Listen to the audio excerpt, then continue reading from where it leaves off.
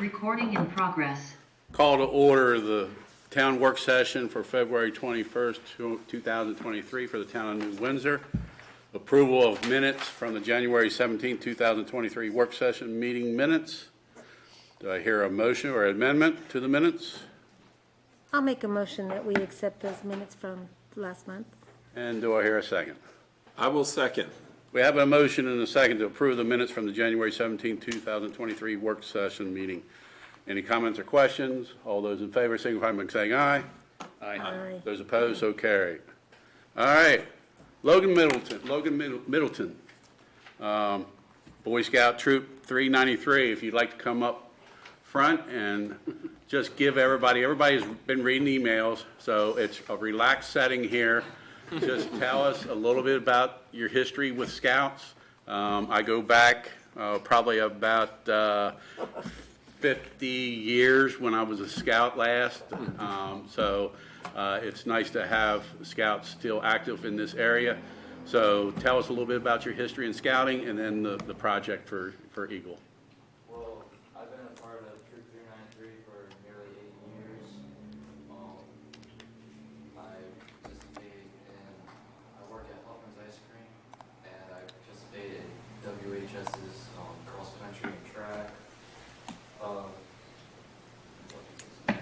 I would like to carry out this project to help conserve your guys' properties and help with the filtration on the Windsor Town property, helping make sure these trees survive. I understand that with the removal of the shelters, it will allow the trees to grow and live long lives and ensure the filtration of your guys' spring. And this project will help you become Eagle Scout. Is there anything that you need? Yeah, well, I also have one more merit badge, which I'm close to getting done, but this is a big thing. Okay. I'm turning 18 this year, so I'm hoping to get it done as soon as possible. When did you turn 18? And, August? and do you have two people you'd like to introduce? I have my father, Frank Middleton, and one of our committee members, Mr. Tim Mullen. Committee chair for 393.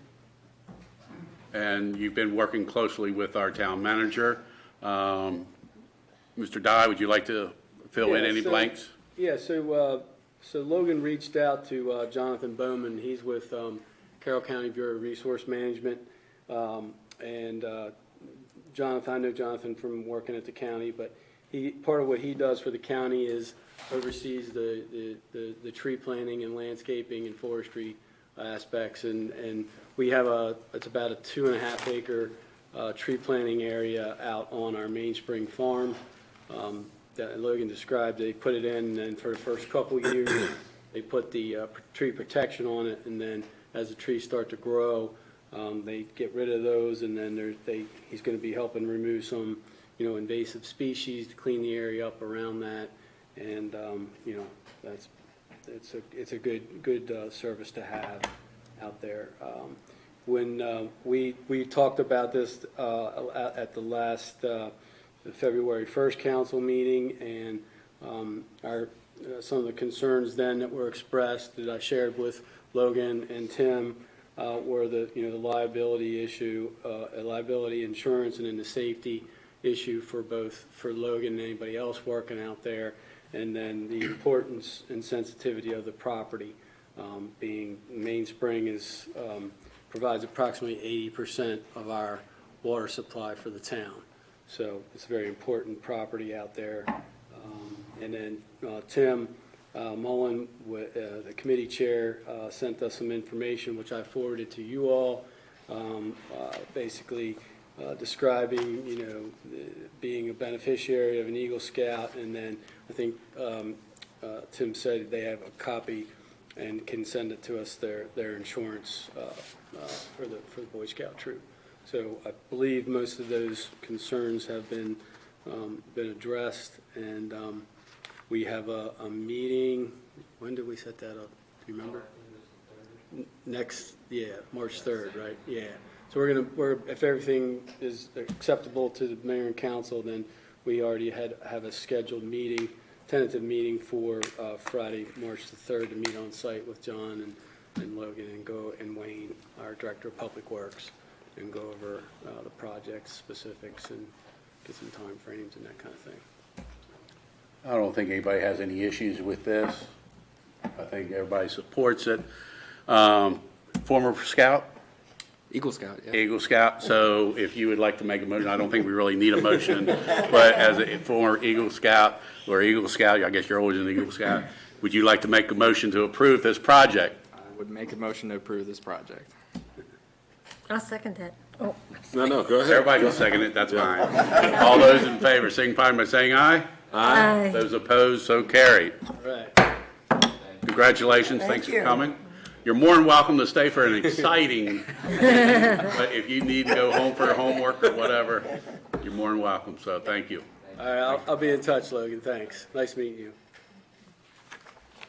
BZA fees, a resolution that was amended, we approved it, we just need everybody's signature on it. Thank you very much. Appreciate that. All right. And everybody can sign that after the meeting? Yep. All right. Added the verbiage that that was approved on, at the February council meeting, just to add the verbiage of that the fees were subject to change to cover actual expenses of the town, and that verbiage has been added, and I got a copy here for mayor to sign. Yeah, that's Dana everybody doesn't have to and sign Michelle. it, just you. You signed it. No, I do. I said Oh, everybody yeah, doesn't yeah. have to sign it. So, All right. we got that. We'll Sign that after the meetings. Thank you again. Thank you, everybody. Have a nice night. All right, I'm going to flip-flop a little bit here because I think Michelle should probably at least hear this. I'm going to move down to number 6, flip-flop that a little bit. First Amendment audits, I asked that to be on after I attended the Maryland Mayors Association Winter Conference last Thursday. In my 30 years as an elected official, I don't think I've ever been to any type of session that was scarier, more important, and more intense with the two mayors that were presenting. And then they also had an individual from Legit there. Does anybody, before I put this on, had anybody heard about First Amendment audit? After you said something, I looked it up. Has anybody looked into it since? You need to do a Google search, YouTube search. This is very, very scary. A couple of municipalities in the state of Maryland have already been hammered, basically. And we had two mayors that were part of an audit. First Amendment audit basically is auditors, so self-proclaimed, I guess. They're YouTubers or other platforms of that type that will go into a town hall, a public facility, with their cell phones and tape and record. Right now, they could stay anywhere basically anywhere in town hall, and film anyone in that office all day long until 3 o'clock. To me, they're more of a nuisance. They want to, I think, agitate you to the point where they bring in police officers, and because they have that right, they cannot be arrested. And if they are, then it's false arrest. So where does that end up? In court with a nice little chunk of change.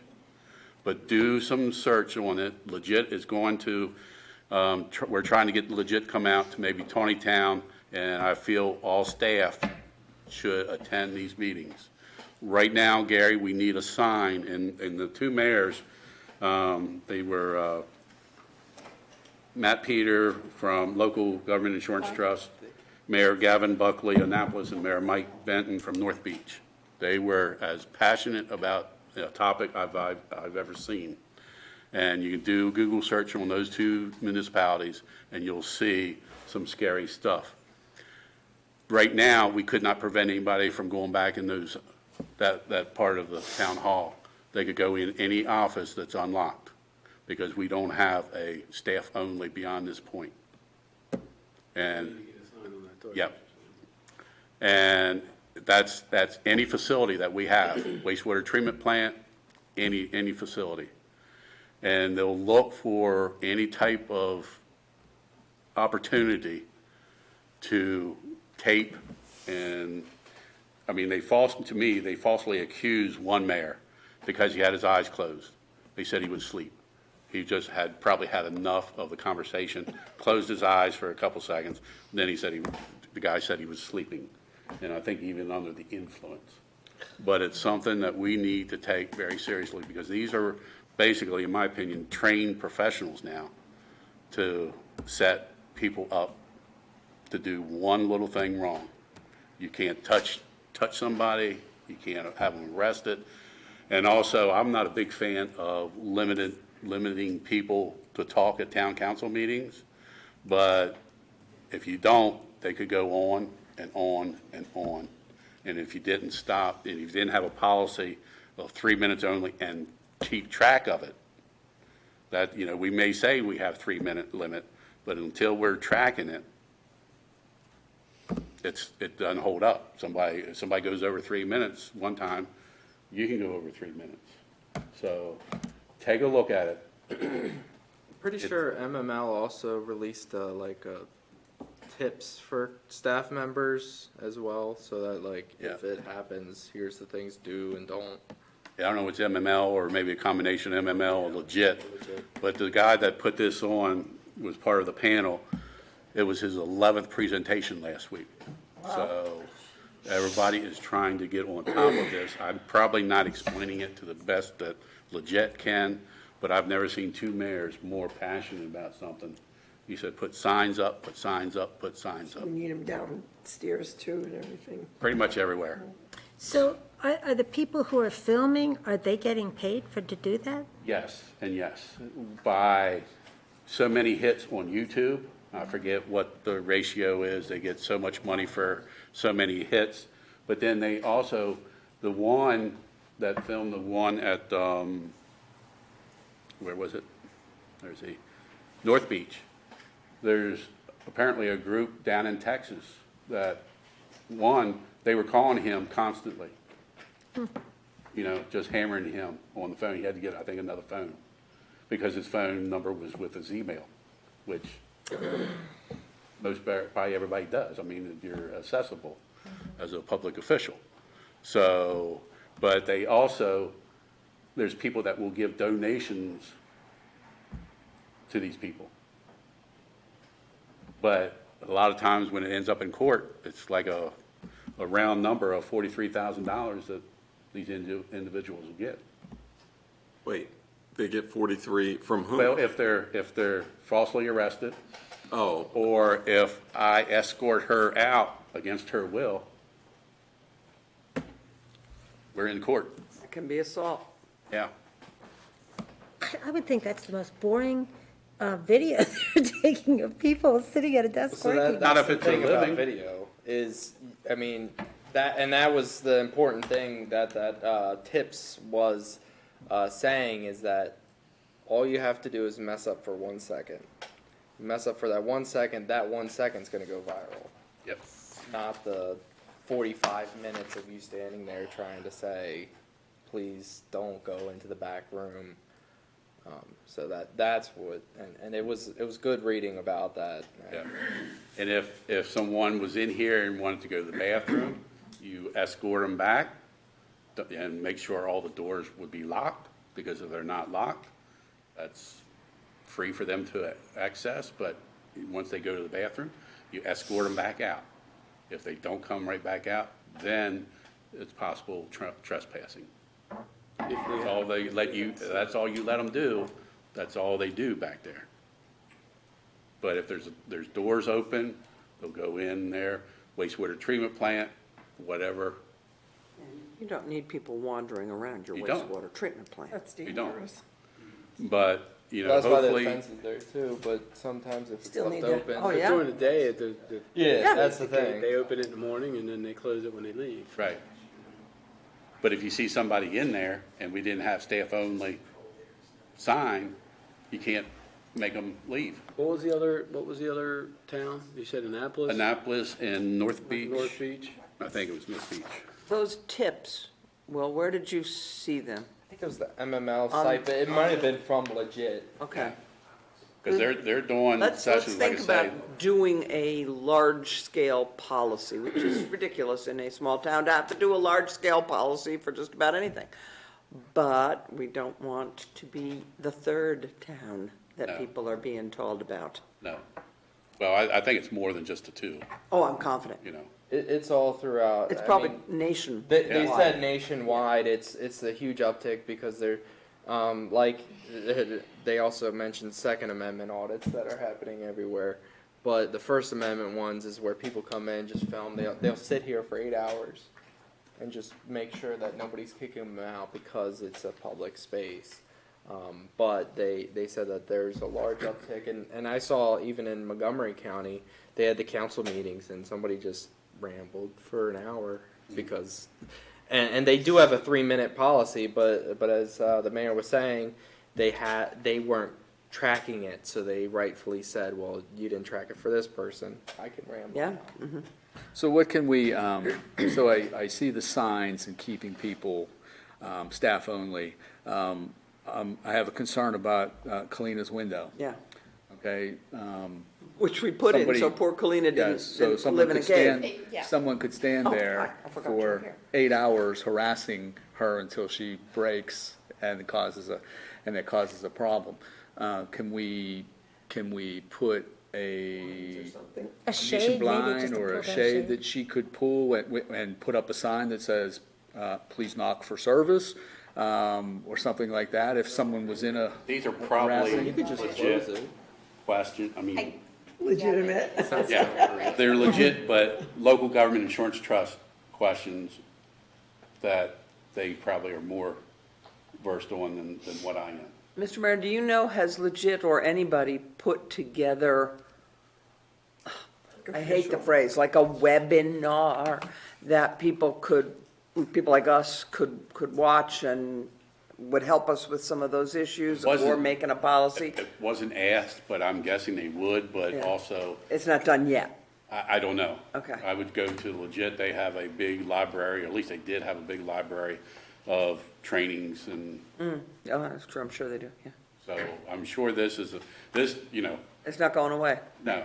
I mean, Mayor Rick Meehan down in Ocean City, I agree with him. That meeting was one of the most important meetings I think we've ever attended, you know, because you just don't think about it. I mean, to me, it would get on my nerves if somebody stood there at the window for 8 hours. So Or even one. the best thing to do is just completely ignore them. Don't feed into them. Don't give them any fuel. So, Because you're paranoid doesn't mean they're not out to get you. yeah. And you can't, I mean, you can call the police, but there's nothing. can't do anything. And some police departments don't know exactly how to handle this. Because they have, I think, more police presence in Annapolis Town Hall now than what they ever did, but they don't know how long that's gonna last. But there's been a lot of money spent, and a lot of it is to sign companies, but, you know, it's a shame it's come to this, but I just hate to see any of our employees do something. I mean, that, you know, could have a water main break, and they could be right there. I mean, they could get you on a sidewalk. I mean, there's nothing that could prevent somebody from filming anybody walking up and down the sidewalks, you know? Just kind of harassing you to try to make a bad move, as Will said.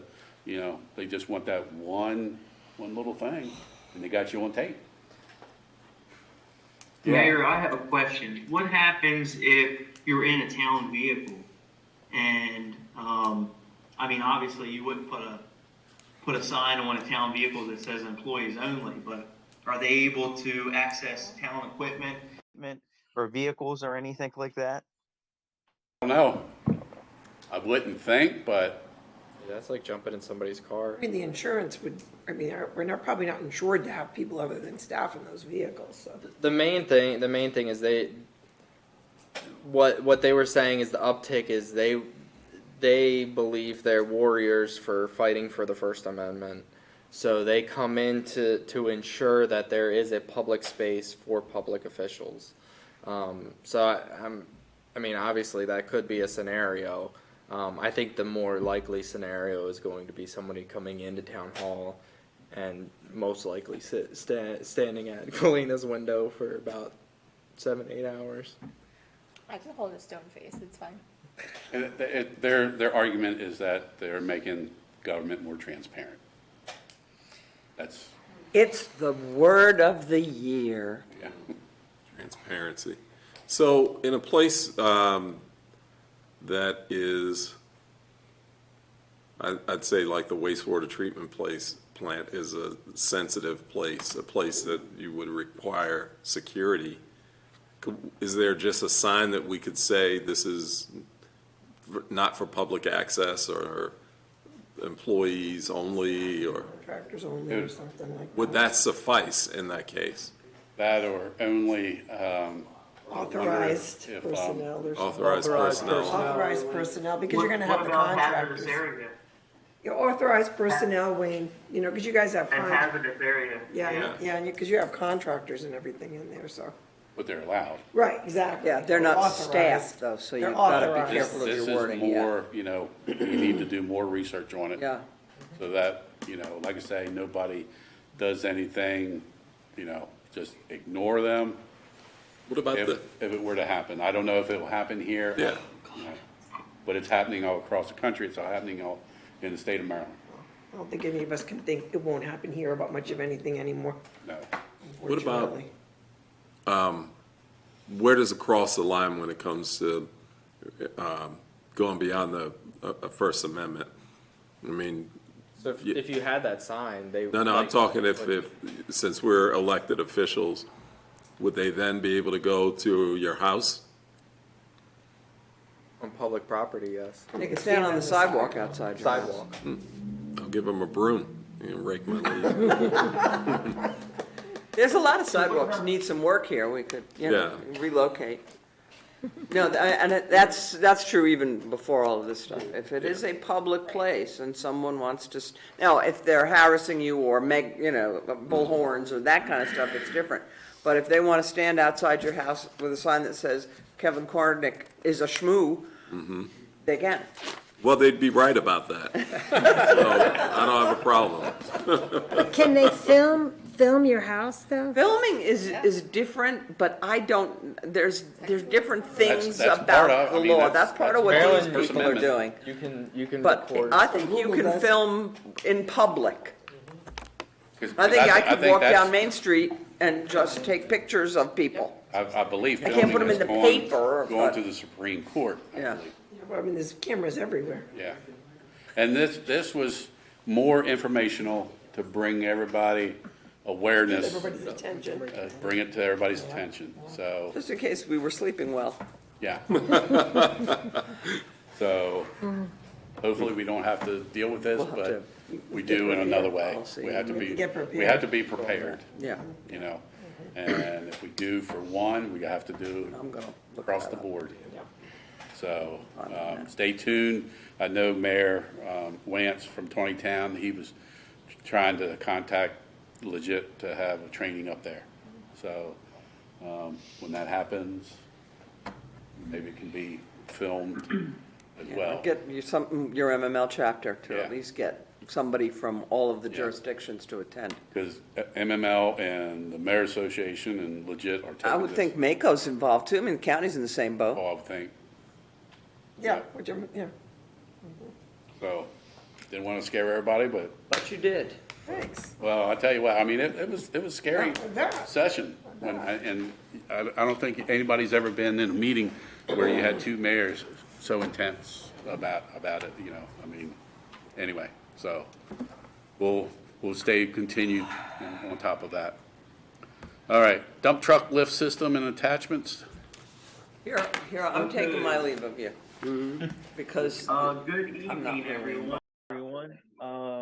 saving you money. So, I reached out to Maryland Industrial Truck about a leaf vac system. I haven't been able to find anything that really meets our needs per se. Well, not that it wouldn't meet our needs, but that's like a sweet streeper / vacuum combination. Basically, that requires a particular type of vehicle that's already fitted with that equipment. Anything aside from that is custom. Um, so for our purposes, I found a particular piece of equipment that I thought might work. It's an OBD vacuum system, similar to what we have as far as the trailer unit, uh, but it's definitely a big upgrade. It allows you to have 2 foot of suction. Um, it also allows better filtration. You can collect larger debris with this particular unit. It has a wear impeller, which is replaceable, a lot more user friendly. It's a brand that we know and have trusted before with many more improvements, but also with a bigger price tag. Um, so basically, it's a self-contained unit. It would utilize a hook system, um, and there's a couple types of hook systems. There's a hook system that's like a standard hook system, and then there's also a roll-off system, which is cable activated. If we went with this type of leaf vac slash street cleaner, I think I would go with a regular hook system instead of the cable system.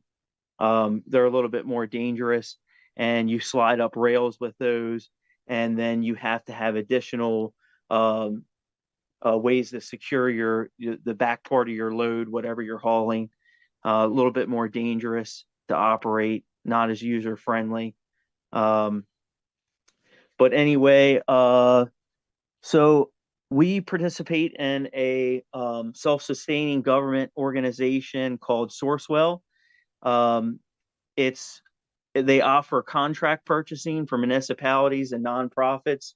Really good organization. When we purchased our Kubota tractor and both of our mowers, our Kubota mowers, we went through Sourcewell. It makes sure that we have the best pricing that we can possibly get. Um, and it's a good procurement resource that the town has and has had access to for about 4 years now.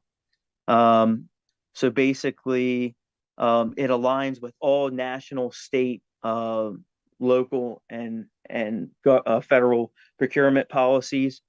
And whether you purchase it from, you know, a place in Maryland, a place in Virginia, a place in Pennsylvania, the price is all the same because of this contract that we have. It's kind of like when we purchase vehicles, sometimes we'll piggyback off the county contracts and things of that nature. So the price for the leaf vacuum system is $61,509.99. This gives us a hydraulic boom, but does not give us hydraulic swing, which would require internal cab controls and would add $8,000 to the cost of the machine to do that. Again, it isn't a sweeper where we would sweep the entire road, but we could vacuum the curb and gutters at a 2 foot width, vacuum piles of leaves, clean storm drains, and things of that nature. It is the most versatile system in that it will work with many of the hook manufacturers, and a few of the hook manufacturers. NXT is one manufacturer, and it's by Stellar Hook Systems. It's between 20 and 25,000.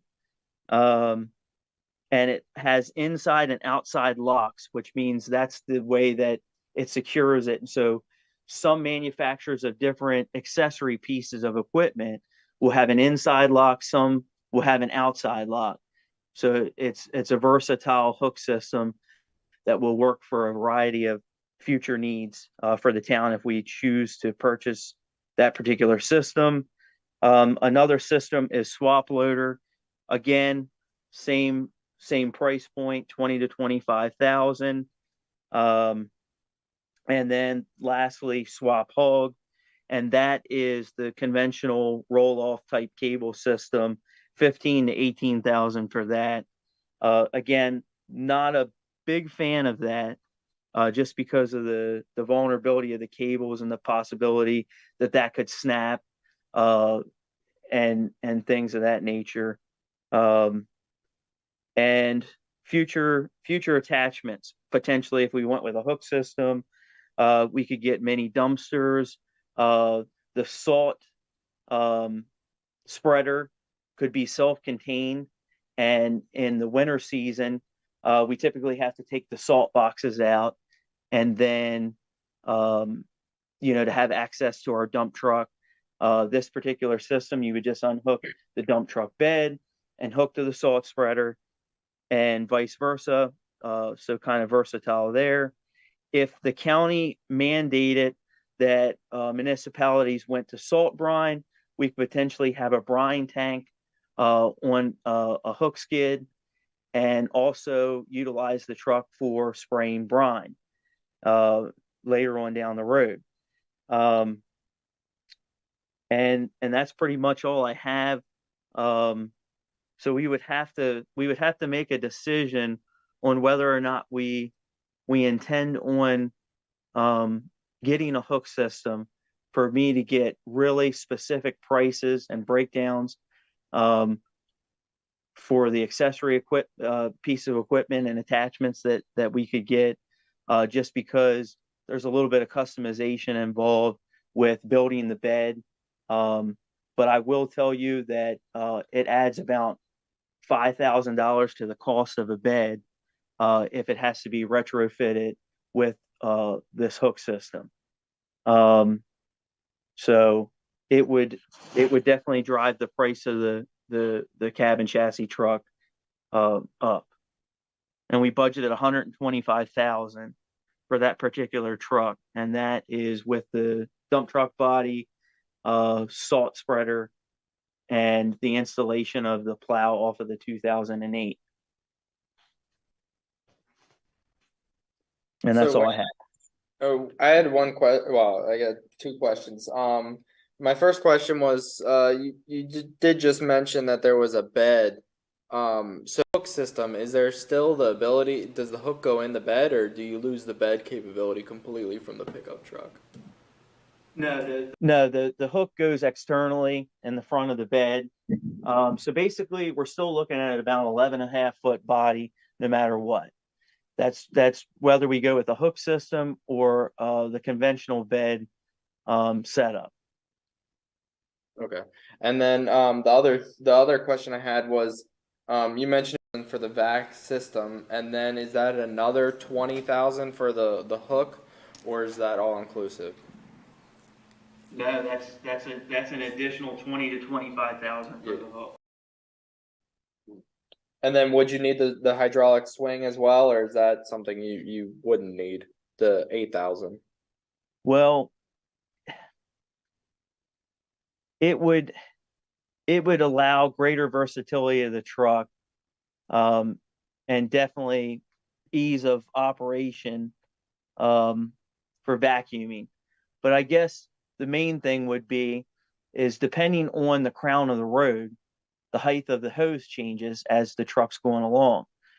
So as long as you could lower the boom, you would just have to reposition the truck, and maybe it would take you 3 passes to vacuum up an area, versus being able to swing the boom back and forth and slowly go down the street and kind of collect more debris. It'd be a little bit more efficient that way, but that's a significant increase in the price. So Wayne, the 61,000 is just for the vac system to add to the truck that you've already bought. Is that correct? Correct. That's it. And to go with something else that could kind of sweep the streets and everything like that, we'd be going into a unit that would kind of have it would be built for that. It would be the entire truck and everything. And it's $100,000 plus.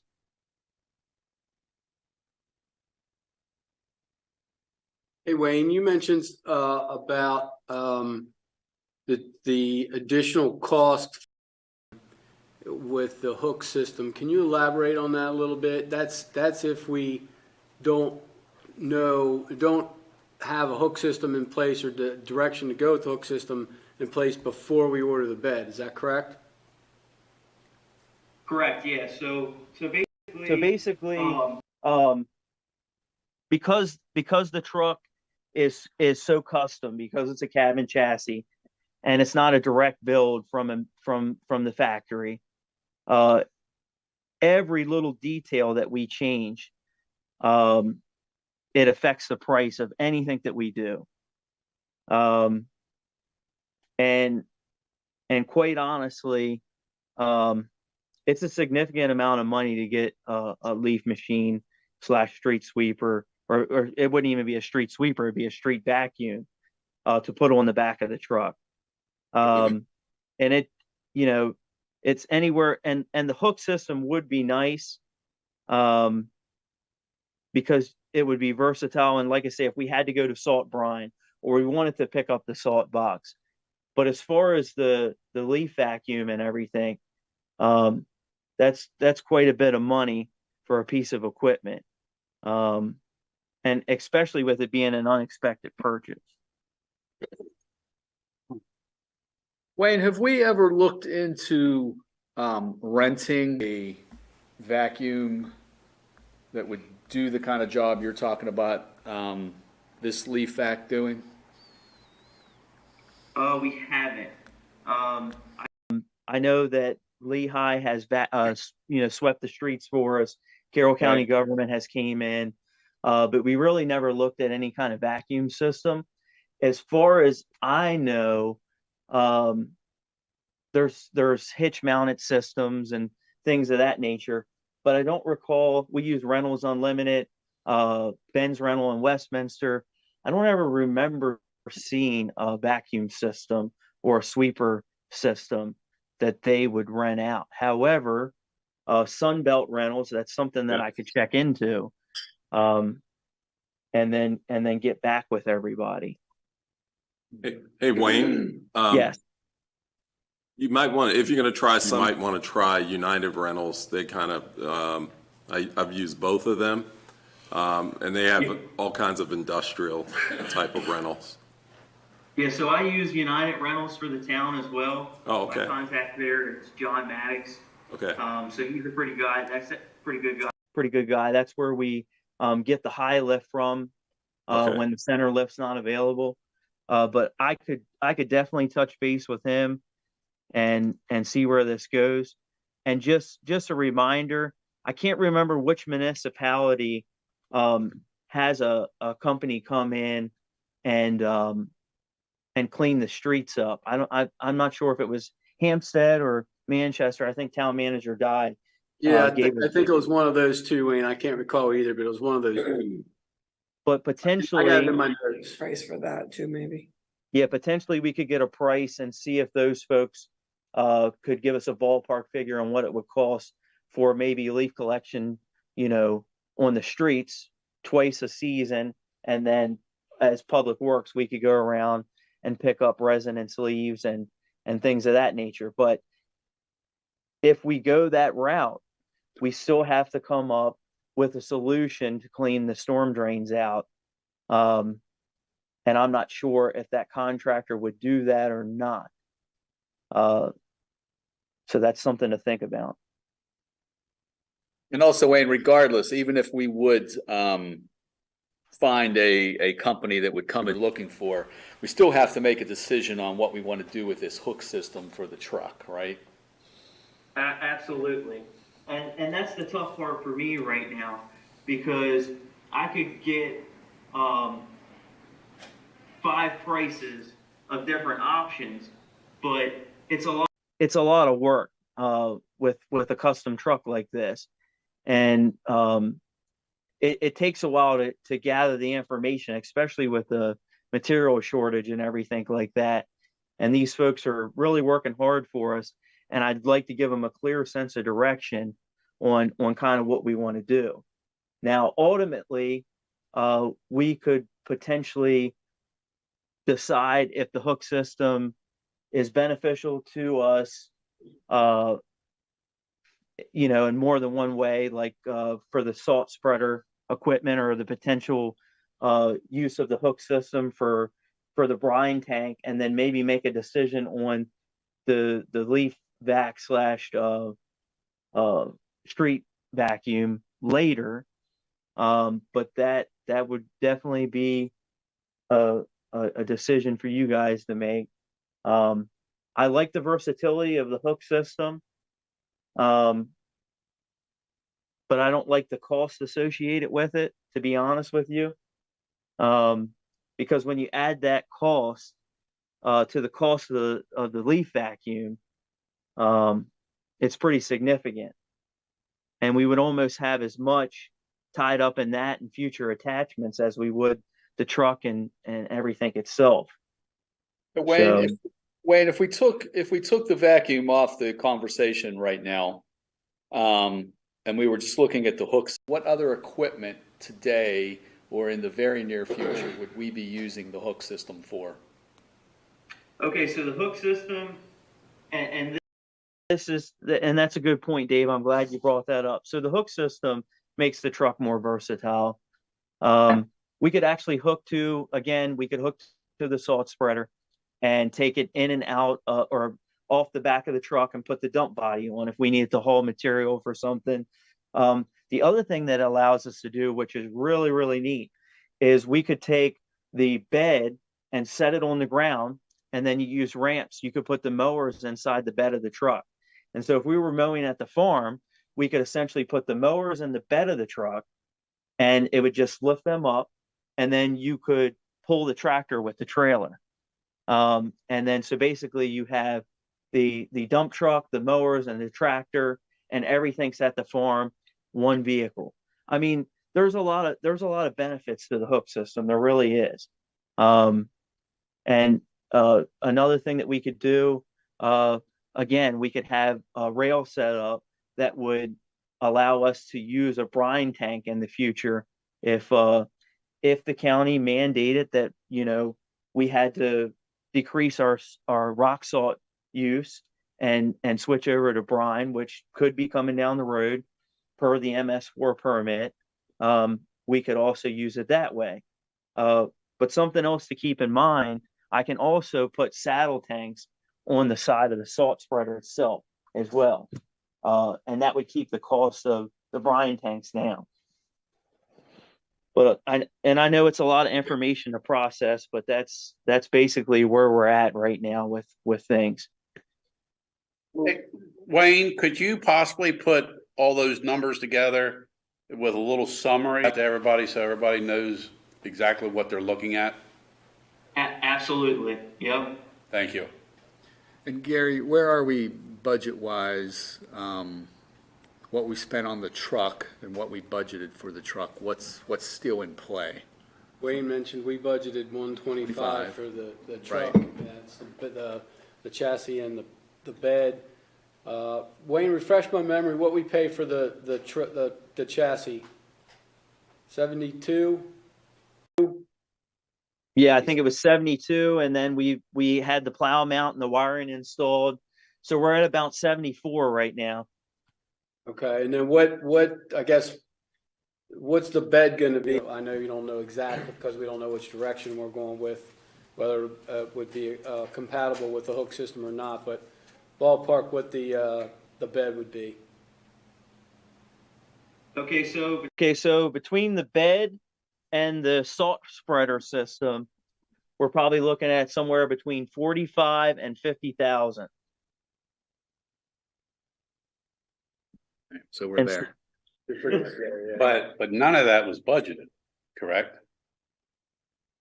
It was in a capital right, but project. that's not the same as budgeted. We've had this conversation last time. We had to take it out of the general fund. It wasn't budgeted in this year's budget. It was like a couple of years in the future. Right, but that doesn't mean it's budgeted. I have a different view on that. No, I mean, it's not, the money is not in fiscal year 23 it's budget. not a specific line item budget. Right. But if we want to go and budget specific line items for specific capital projects, then we need that direction to do moving forward. It was never done that way. I know. So then there's the 5-year capital project or 5-year capital plans for general fund and enterprise fund then are just nothing but numbers on paper, if you're not going to budget for them specifically. Well, I won't say just numbers. I mean, it gives you a plan. That's what that is. Your 5-year plan is a plan. Right. But if you want to budget something, you have to have it in the fiscal year budget. But it doesn't mean we can't purchase it, but we have to take it from the general fund. It's not budgeted. Or you could take it from the enterprise fund, depending on Well, what yes, the- okay, but I'm saying, But my we point- take it from our reserve, but not our budget. Right, and that's what my understanding since I started here with what these future capital projects were in general fund and enterprise fund are paid for out of the capital fund reserve or the enterprise fund reserve. It wasn't specifically earmarked in a line item. Right, that's what I'm saying. Moving forward, it sounds like we need to do that. Well, it doesn't have to be, but what I'm saying is, it's not budgeted. So we're not anywhere close to. Right. to We're going to to pull that money number. over the next 5 years Right. out of that line item to pay for this truck. I don't have 125 grand sitting there today Exactly. to pay for that truck. So I just want to make clear that it's not budget, it's not like we have that money in this year's budget. It doesn't mean we can't buy it in this fiscal year. We just will have to transfer money. That's what we did when we purchased the truck. I just want to make sure, because we can't purchase it if it's not budgeted or if it's not approved to move funds. Because you would be going over budget on a purchase. Everybody clear on that? So it doesn't prohibit us from going forward. It's just that we need to transfer money, which we do have in reserve. Which is why it's there, when things like this happen. Right. Right. Okay. I mean, that's just normal operation. I just Right. want to make it clear that Right. we're not under budget or over budget. We're Right. not. It was more like, this is what we think it would cost. and Right. We have this much money in the reserves and, Because it's something that's 5 years out. Whatever we had right now broke or something, we had to replace it. yeah, We do it in mid-year. We don't wait till the next fiscal year right. 'cause and then we- budget it. That's why we have that money, Right, right? right. So I'm wondering, how much money do we have in reserve for that? Because it's two different Well, funds. we didn't say just for that. I mean, Yes, we a lot of have, things. we Well, I have mean, just a, in reserves period, I guess, to accommodate any of these 5-year plans. well, it all depends how you want to look at it. As Gary said, you can take some from enterprise, and we probably have, what, 4 million? I'd have to get the numbers from, Dana would have the numbers. It's not that we can't pay for it. I just Right. don't want people to think that it's in the budget.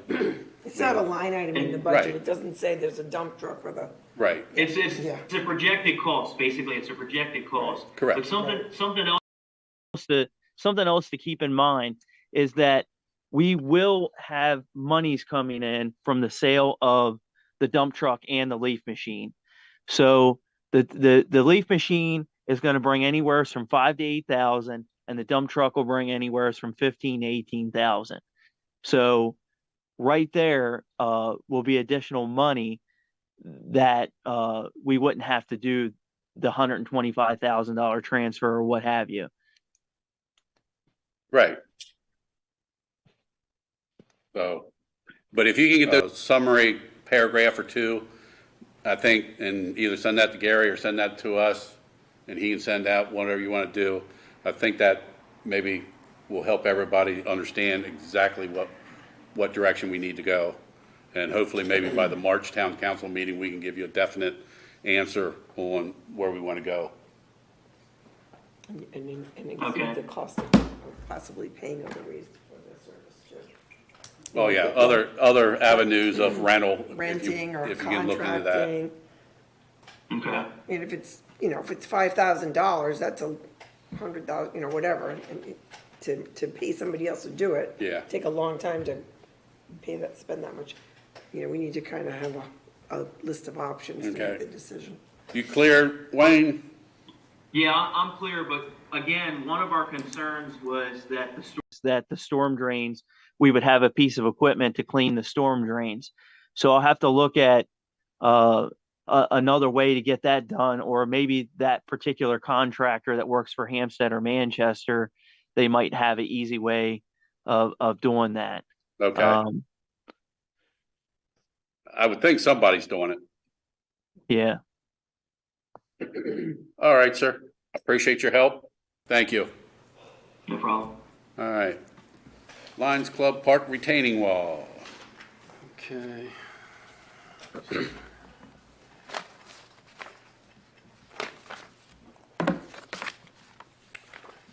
Okay, so this was started back a while ago, back in July of '22. An informal request for proposals was done at that time.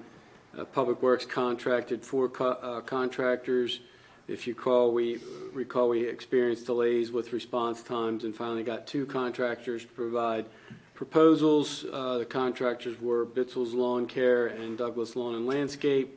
The bids were discussed at the October 17th, 22 work session, and the decision at that time was to push it back, develop an RFP and advertise in the Carroll County Times and follow a more standard process for requesting bids.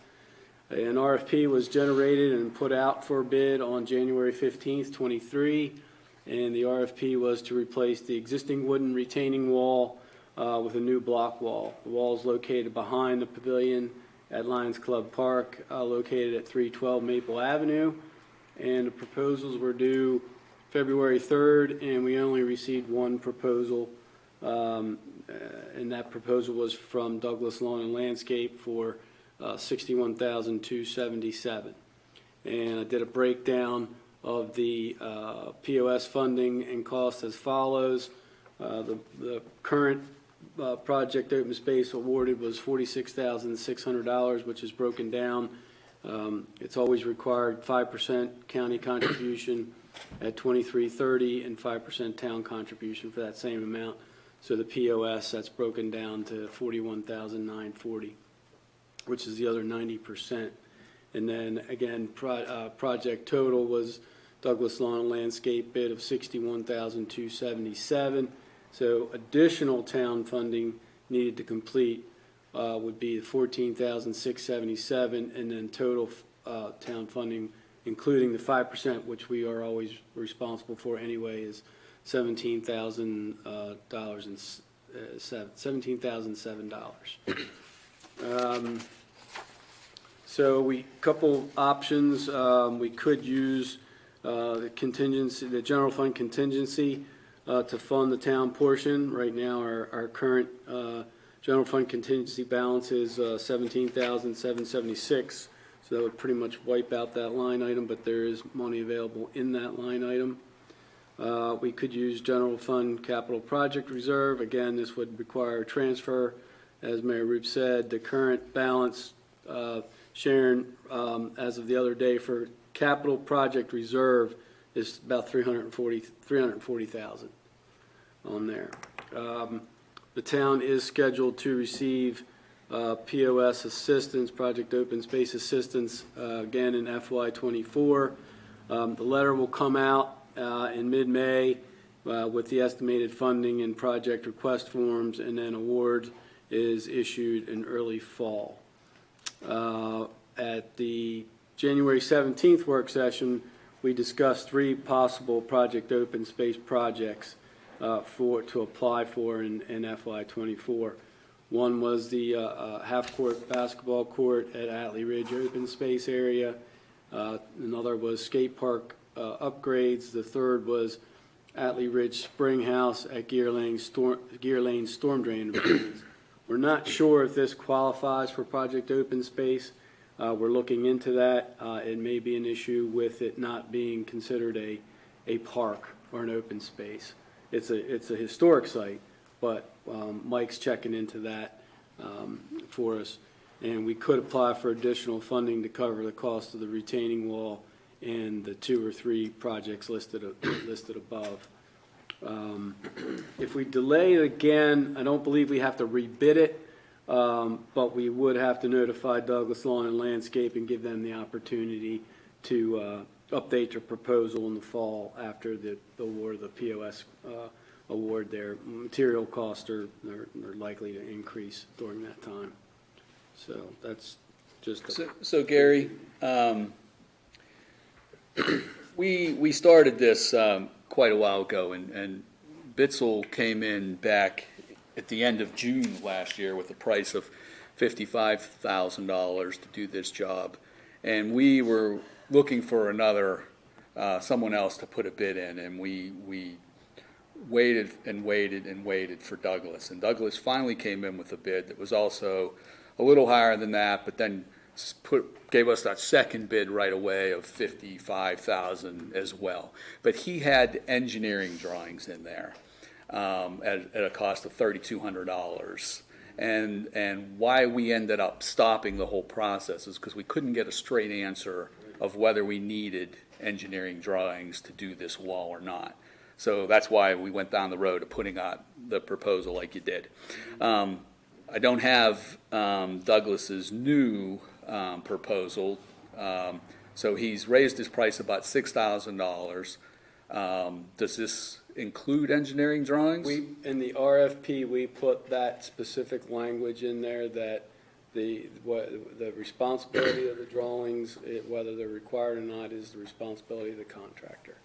So I'd have to look at, his bid just came in, what was it, I think it was last Friday it was due, whatever that third is, for the second. But I don't have it scanned in here, I don't believe.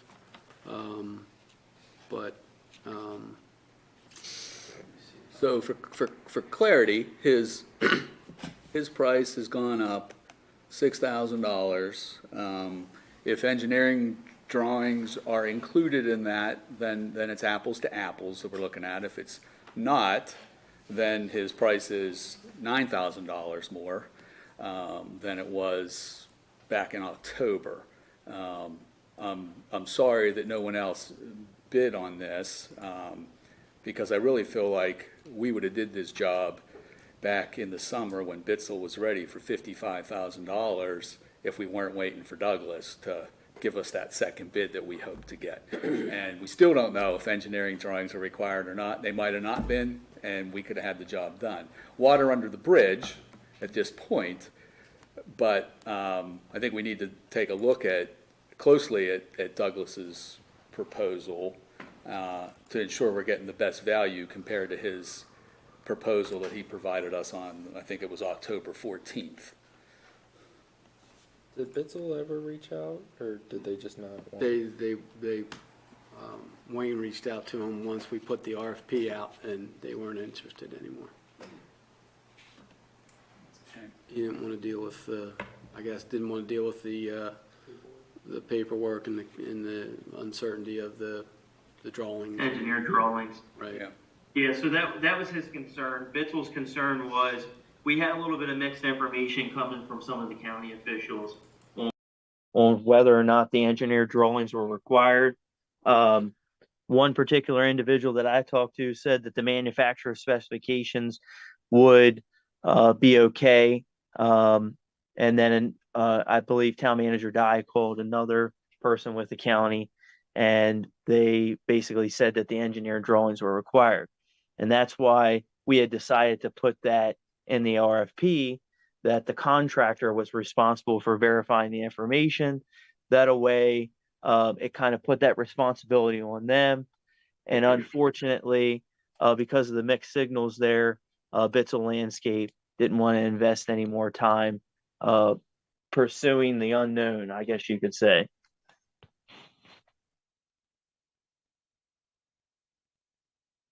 We surely can't be the first rodeo. I mean, I know Gary tried last year. I know Wayne tried last year to get answers out of the county, and we couldn't.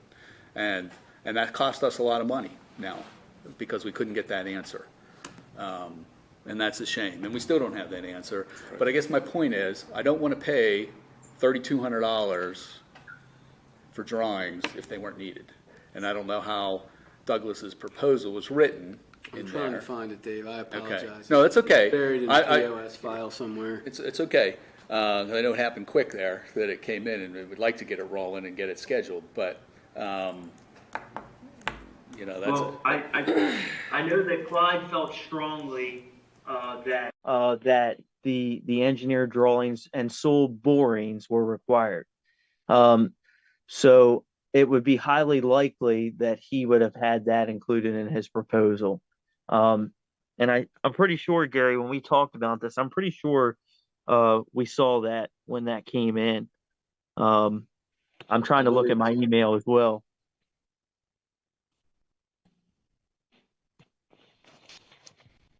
I got his actual bid Grab package that, in the but I back. thought I I had can saved in here. If you want me to grab it, I can. Grab it? No? You need it?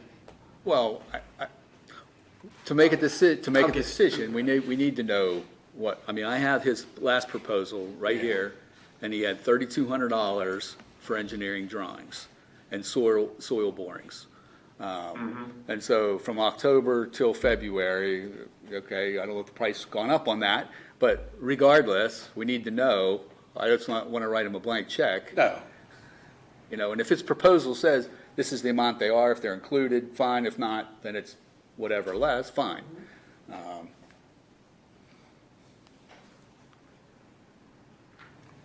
Also assuming if he can't get a straight answer from the county, he might just end up putting in the proposal to do them. Yeah. And then go from there, because I don't think he's going to want to not do them and then have to tear it down if they didn't.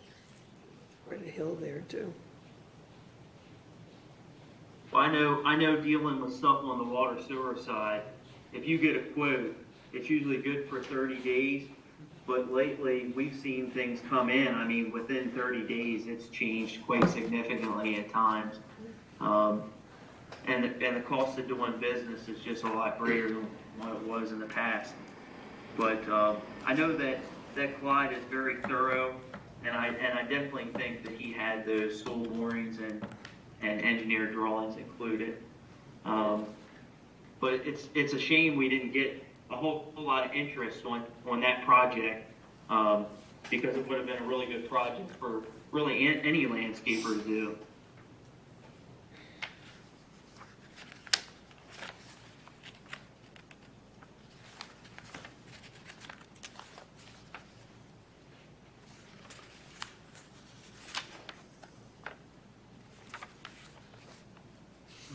He does.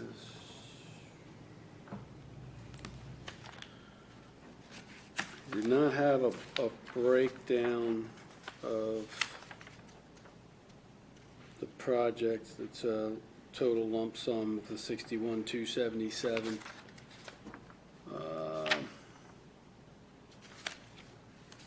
But It's not itemized.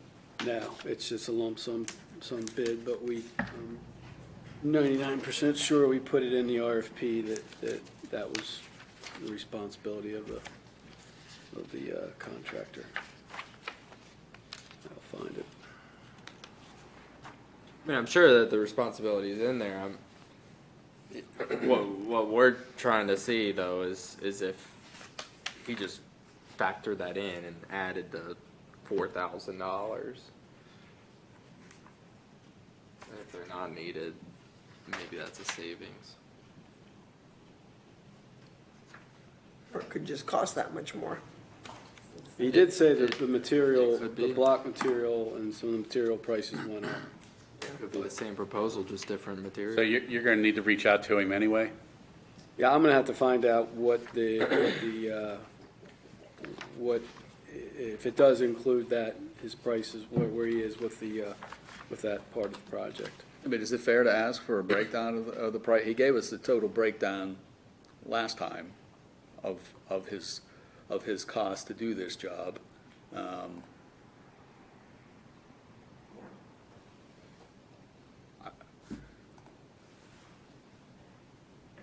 Contract, this is the following items detailed our desired scope of the project. Contractor is responsible for confirming and coordinating engineering stamps and/or soil borings if required by Carroll County. So if. Right. So it's if. So where I'm sitting no. is, he's $61,000 today. He was $55,000 $55,600, including $3,200 worth of engineering drawings on October 14th. I realize things have gone up. That's gone up from 55 to 61. 10%. And maybe that's not out of line. And it's been a crazy. Oh, no, yeah, it's great. But I think if we had a breakdown of that, it would at least help me make some decisions for this project. And I would like to get the project going. I'm not trying to slow roll it or anything, Gary, and I appreciate No, I you know, looking. I completely understand. I'll request that and we'll have it for, March meeting. hopefully, if you can get it to us, that's a week. A week, yeah. A week from tomorrow, so. All right. Just one more thing on that, Mr. Mayor. I don't know if it'll help or not, Gary, but I'll look into this. I'm pretty sure that the language around the donation of that property with the spring houses was that it was going to be designated as a park. So I think we might actually have something that says that. So if I can find that, I'll get it to you and to Yeah. Mike. Okay, that'd be great. All right. 7, budget discussion, revenue expense Give me projections. 1 second. The BZA number 3. Oh, I'm sorry, yeah. Back that one, didn't I? Thank you. No, we just have to need to sign sign that. He's it. got, Michelle signed it, Michelle's it's just a signed it. signature. Sign it at the end. That's already been passed. Thank you. Yeah, we're good. I appreciate it. No problem. Yeah. I may skip something. Juggle some things here now. Okay, well, you got it up there. Let me close this. You want the insurance breakdown? Not yet, no.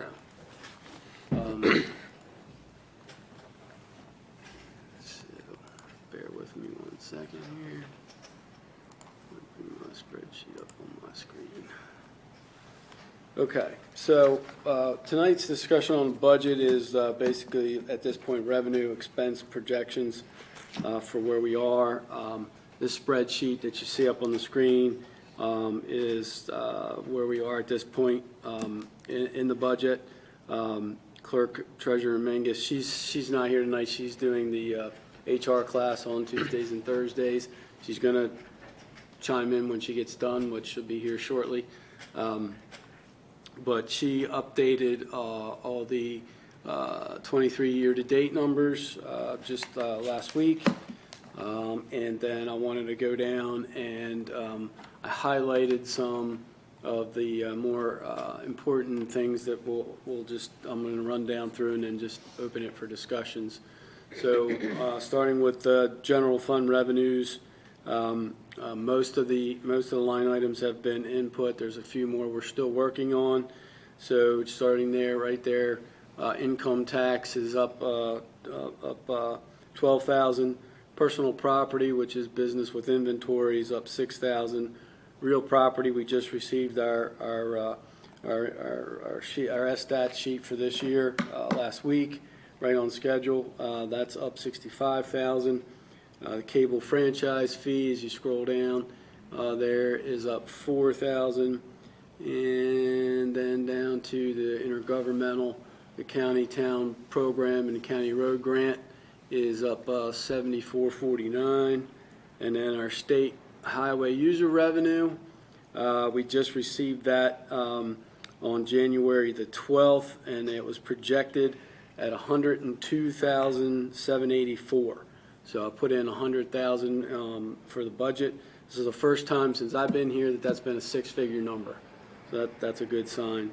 So I put in the last 2 years, as you can see, we were being conservative with COVID going on and just not sure how things were going to be going on with that and fuel prices. We conservatively budgeted 50,000 the last 2 years, and so we're using 100,000 this year. You can see our year-to-date is so far is almost 61,000 on that line item there. So that's a good increase in revenue there. Service fees. Okay, so admin and impact fees are budgeted at 0, and this is a loss of revenue of $2,400 and $5,400 respectively, and that's planning for Schneider Summit to be completely built out going into fiscal year '24, and that will be, there'll be more on this under enterprise fund, a lot bigger hit on enterprise revenues there. So miscellaneous is, there's nothing real earth-shattering or changing in there, so that's the general fund revenues. And Gary, up to personal property, is that 46,000 accurate when we've only been around 18,000? the year-to-date Yeah. number. Why would it be? That's a good question here. Let me see here a second. I put some notes out in the one column. I open it up, I can't see. It gets to be, the spreadsheet gets this big. Personal property. I don't have any notes in there. I will double check on that. All right. That is the personal property check year to date. Yeah, it does seem unusually high. Yeah, I'm guessing maybe something was entered wrong. Yeah, okay, I can check that. Any other questions on general fund revenues before we move on? Okay, so going down to general fund expenditures, you have several categories. Legislative, executive, municipal building, planning and zoning, public safety, and parks are complete for now at this point. We're still working on public works and miscellaneous. I am running budget numbers for two new positions. One is a part-time receptionist and a public works assistant supervisor. So salaries and other line items reflect the addition of these two positions for now. I just put them in. I do that portion of the budget first. All right, let me see here. So under executive salaries, you see that's up 24,317, and that the large part of this is the inclusion of a holder, at least for the part-time receptionist, which would be 100% general fund, 100% funded by the general fund, and that would be a part-time position and not eligible for health care or retirement, so there wouldn't be any impact on that part of the budget. Strictly the general, just strictly the executive salary portion. Just scroll down, professional services. If you recall, I mentioned last time that the direction of our auditing firm, ZA, they suggested us hiring an accountant, temporary or part-time accounting consultant, and I have a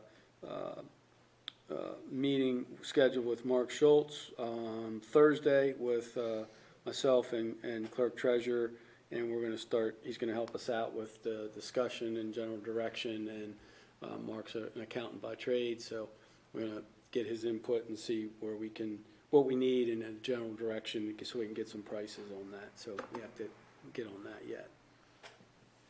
Okay, under municipal buildings, IT support computers is up 4,000. That is increased 4,000. That's for regularly scheduled staff upgrades, and then a possible new public works position computer.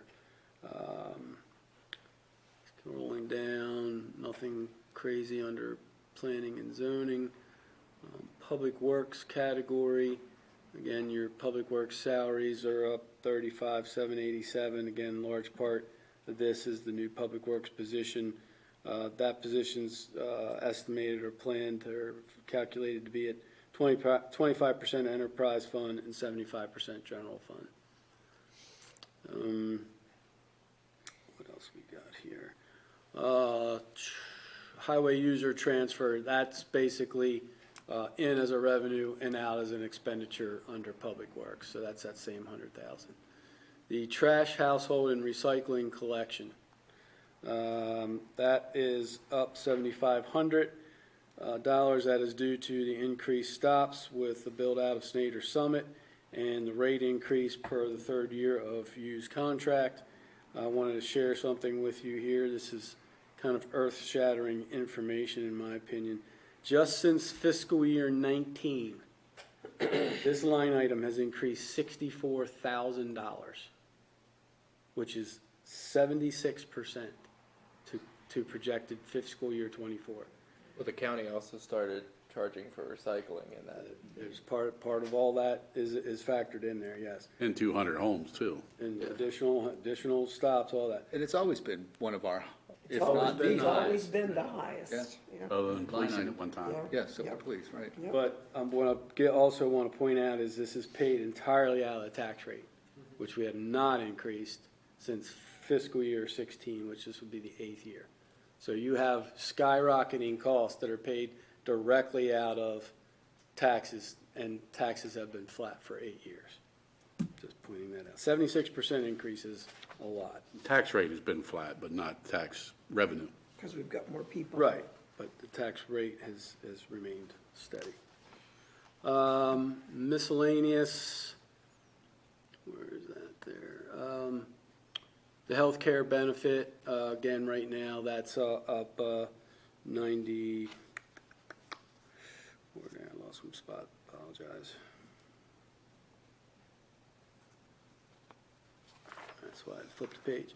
That's up 92, 98. And again, that's based on positions, and that number shown is also based on projected rates with our current provider for fiscal year 24 based on age of staff, and includes a 12% increase. We reached out to our current provider, and it's estimated that the healthcare costs are to increase 10 to 13%. With that news, we started looking into other plans and providers. Clerk Treasurer Mangus has gathered a lot of data and options, and we need to begin discussion on this item. This is an important thing we need to take a look at. The healthcare line item in this category has not been done yet because of we need to look at what we're doing there. I'm going to wait as long as I can, and Clerk Treasurer Mangus put together some information just to get you all started looking at where we are and a summary of where we are with that.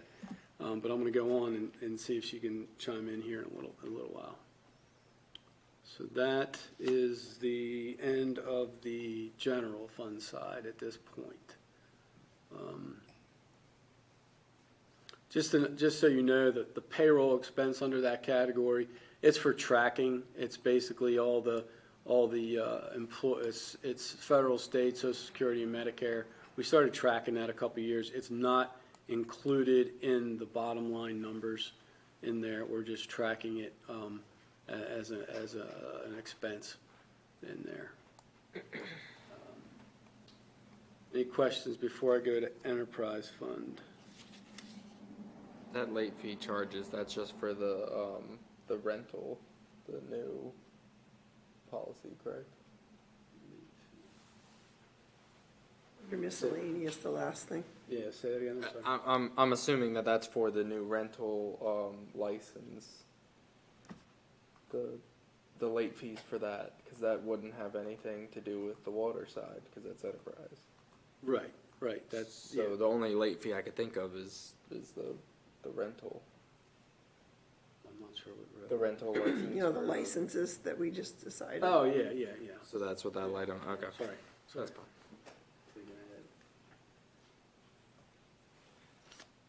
Okay, so now on to enterprise fund revenues. Your bay restoration fees are, okay, first of all, we're waiting on adoption of the water and sewer rate study to finalize the water and sewer usage revenues. And Gene Holloway with SERCAP, they're preparing the water and sewer rate study. She will be virtual at the March 1st meeting, and she'll have a presentation, a PowerPoint presentation for that meeting, and then Gene will be in person for the, I'm going to call it a special work session meeting on March 7th. So we need to nail those down. The bay restoration fee is up for that. It's based a flat rate based on the number of properties. So the number of properties is increased, and that's why that's increased. Your sewer and water usage receipts, I put basically placeholders in there, and what I used was I just put in our current fiscal year base and user rates that we have now, because we don't know which direction we're going there. So just with those numbers, they would increase 60,580 and 48,475 respectively. I just put it in as a placeholder at this point. The water and sewer hookup fees, this is where, again, they're budgeted at zero because of Snyder Summit is expected to be built out, and this is a big loss. This is $216,000 in revenue lost, but we knew that was coming. When those lots get built, there's no more left. So that's pretty much it on the revenues for the enterprise fund. Going into expenditures for water, we still have a few line items we're working on. Wayne and I are meeting again here, hopefully Thursday. So a couple line items of note. MES, Maryland Environmental Service, the water that they provide for water, that's increased $5,523. And then what we did this year is we kind of combined some categories, parts of categories, and expanded three R's: operating and system maintenance. So we took it's up. We bumped it up to $100,000, and it now includes $7,500 of the contractors' consultants. We still kept in there $2,500. We were budgeting $10,000 last year. It includes $12,500 of equipment and maintenance. Again, we're still keeping $2,500 in there. It was budgeted at $15,000, and then it also we put all the contingency, which was at $10,000. We put in and increased the 3 R's up to $100,000. Did the same thing under the water, except the one, which we'll get to in a minute. The one equipment and maintenance was $7,500. It wasn't as high on those. So that's pretty much the highlights there under water expenditures that we have in. Except we still have a couple more to put in. The capital project line item, that's the end when we have all expenses and then all revenues calculated. That's put in to calculate, and that's the money in theory and planning that goes towards the reserves of both general fund and capital. General fund and enterprise. Enterprise is then split 50-50 water and sewer. So you'll see a line item for both water and sewer there. That gets put in at the end. Okay. Sewer expenditures, again, still got a couple lines to complete. We increased our emergency repairs up $10,000. That's basically anticipation of issues at the wastewater plant. It's 12 years old. MES, Maryland Environmental Service, their sewer rate, their sewer cost is up $18,773. And then another big one here is sludge disposal is projected to increase $14,000. And then the same situation under the 3 R's. We combined it. The only difference between water was, like I said, the equipment and maintenance was $7,500. It wasn't budgeted as high on the sewer side. So we're putting those up and expanding that category. And again, the public work. I'm sorry, that's not the one. You'll see, I'll get down here in a minute. We had we've had Public Works overtime under water and sewer. We put that into a new category under personnel, which I'll get to here in a minute. We just moved it and shifted it to a personnel category and increased it a little bit. Okay, so then again, under personnel, executive salary is up 6235. The Public Works salary is up 1544.21. Again, this is the new Public Works position at 25% enterprise, 75% general. And then the overtime is a new category. It includes all the Public Works and non-salary employees. And it was done for organizational reason, but also includes an increase to cover anticipated overtime by staff. And then the healthcare benefit line item under this is up 15,614. Again, it's projected from our current provider based on age, and includes the 12% increase and a new position. As we mentioned earlier, we're looking into other plans and providers, so that prevents us from the healthcare line item. I know that's already there.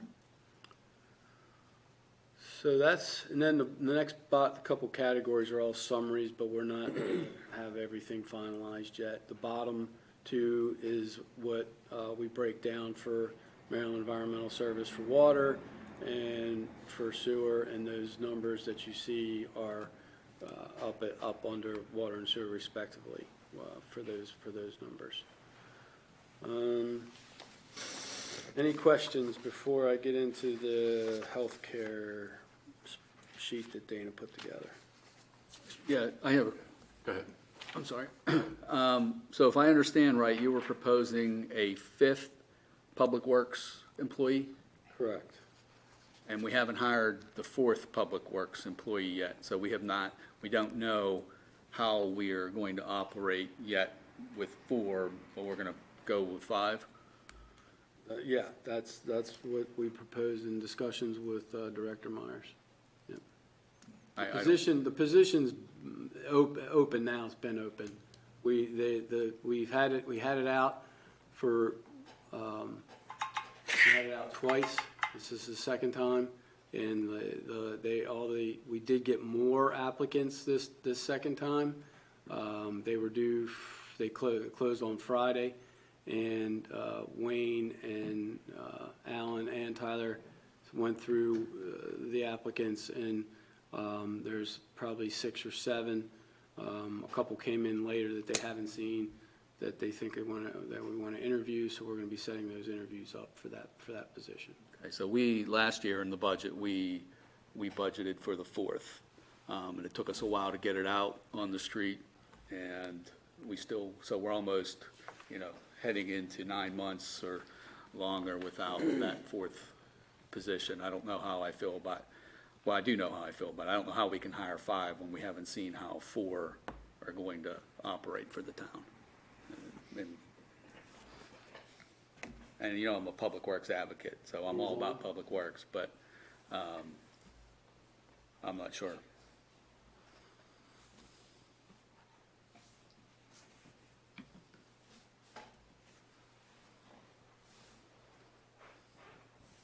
On the MES, this isn't a budget question, so to speak, but have we ever thought of what it would cost to do our own? Not that.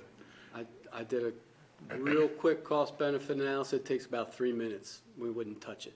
But where do we have a cutoff point where we need to take a look at it? I mean, there's so many pros with MES. Don't get me wrong. I mean, all the headaches are on somebody else. We're a ways away from that. Okay. You're hiring licensed operators. Oh, I understand all that. Vehicles, insurance. It quickly gets way past that number. But I know we looked at that many, many years ago. We weren't anywhere near it. But we're still not as it keeps going up, whether or not You know, I know you'd have to have at least 3 people, if not more. At least 3 Yeah. for probably, you're really talking probably 3 on water and 3 on sewer. Yeah, Because it's a 24, Oh, yeah. It's 24/7, right. you know, I mean, you have to, And right now, if somebody quits, that's not on us. right. They have to figure it out. I think of that every year too, because I see the increase that we have. I said, the water increase was 5.9%, the sewer increase was 15%. It's a lot, there's no doubt about it. But the total for water and sewer for fiscal year '24 is Right. 243,000. But I know whether we 6 had salaries alone, but I don't know if we had a figure where somewhere down the road, we need to look at it, just as a cost savings. it's, I know it'd be more headaches, but, yeah, I still feel it's very far down the road. okay. Just a quick glance at it, Wayne and I started kicking around a couple numbers, and we blew past that number, and just in staff, not even cars, vehicles, insurance, any of that stuff. Right. All right, I think rumor has it Dana is on. Yes, hi. Do you have your sheet there? I do. Gary and I are looking at insurance rates. I've already contacted John, our current broker, and he is predicting that insurance rates are expected to increase anywhere from 10 to 13% for this fiscal year 24. Currently, the town pays 100% of the employees' health benefits, and we currently cover a total of 4 employees. We have 2 plans that we offer. 2 are on the platinum and 2 are on the gold plans. And then below you will see the expected projected platinum rates for 2024 with an increase of 12% per month. This is assuming that the 2 that are on gold would move to platinum, who have both expressed interest on those plans. So we just went okay, put them all on there to give us the biggest number we could have. So totally monthly would be $3,844.48, or a yearly projected cost for 4 employees of over $46,000. And this does not include any new full-time employees that we may hire in the future. Year to date, we have paid $23,938 with a monthly bill moving forward of $3,163.50. This, we have 3 months to go because we've already paid March. We're a month ahead, pretty much. I've come up with a couple of ways that we can kind of help ease the cost for fiscal year 24. One would be, with the majority of the staff most likely moving to platinum, we could have the town just cover the gold plan for the employees, and then the employee would pay the difference if they wanted platinum. With that, it is projected with the increase at $36,718.44. And again, we're keeping our same provider, we're keeping everything that we have. And if you just wanted that platinum experience or coverage, you would have to pay the difference. Or we could keep our provider, which is Blue Cross, and the agent, and just move to a different plan with an HRA, and the town would pay 75% of the employee deductible, which is about $3,000 per employee on this plan. The plan varies in ways, but is most compatible with what we already offer our employees. They wouldn't have to change any doctors. They wouldn't have to find new pharmacies that accept it. There'd be a lot less headaches on their behalf.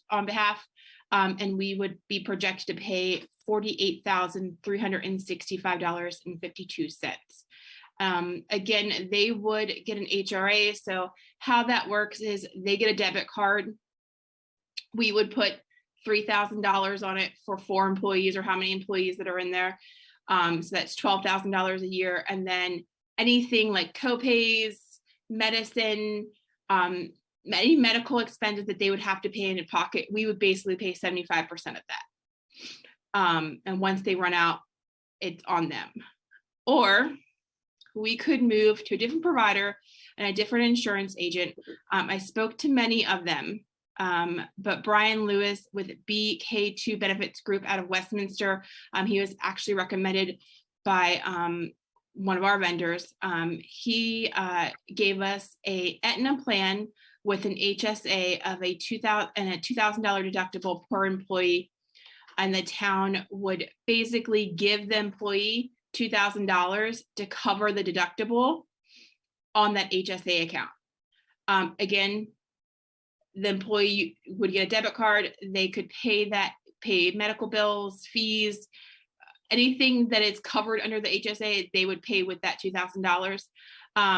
Again, this is a very compatible plan than what we've already offer our employees. However, because we're going from a Blue Cross to an Aetna, there may be chances that they would have to change doctors if their current doctor didn't accept Aetna. And that projected cost is $35,886.08. All of the plans do include vision and dental as well. So something to think about there. And then if we move down, we've also started to talk about ways to help benefit the employees without giving them, $1 million in salary. And we talked about other benefits. So we looked up a short-term disability plan as well as a life insurance plan for 6 employees, which would be the 6 employees that we currently have on staff. Again, any of these numbers, they don't include future employees. So for short-term disability, for fiscal year 24, you're looking at a $2,676 per year for all 6 employees. And then life insurance projected for 24 would be $3,408 per year, again, for all 6 employees now. And those 2 plans have a bunch of things that we can talk about if there's any questions on there of what the employee actually gets.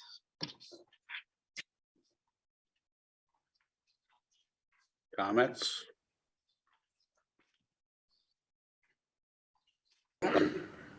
We just Lots want, to take in and a lot of information there, I know, but it's definitely something that we should be looking at to help benefit the employee and the town as well. Dana, can you talk a little bit about what the short-term disability covers for the employee? Absolutely. Give me one on my page. All right.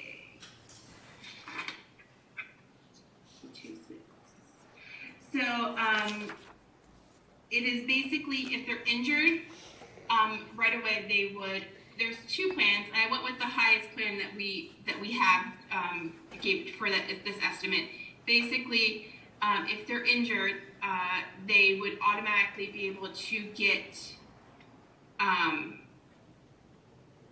short-term disability right away. And they have, I believe it's 90 days. I think I left all that information right on my desk when I left this afternoon. I apologize. They would have about 90 days to be on it. If you were to be sick, you have the first 7 days of it, you are not covered, but after that 7th day, you could technically be covered. If we did go with anything on short-term or long-term disability, it would be something that we would definitely need to look at as well in the employee handbook, if we would allow them to, or if we would have to make them use sick time or pay time off first before they could go on to the disability. What percentage of their salaries does this cover? It covers, I believe it was 75. Gary, do you have that information? I left it right on my desk. I'm sorry. no, I did not bring it with me, I'm sorry. It covers 60% of the weekly earnings with a max of $1,000 a week. Most short-term disability plans Yeah. are 60%. Yeah. 60. Okay, yeah. Thank you. Thank you. No problem.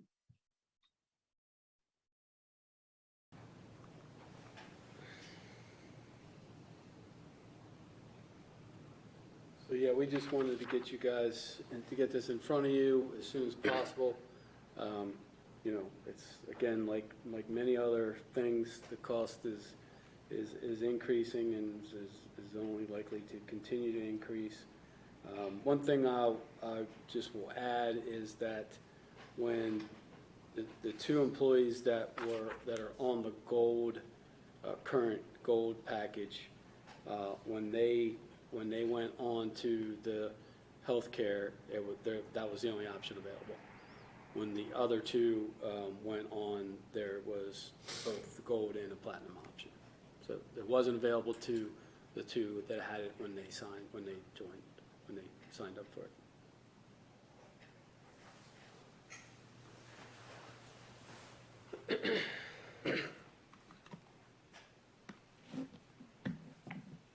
And I do apologize. The duration for the short-term disability is 65 days, not 90. They could be on it for 65 days.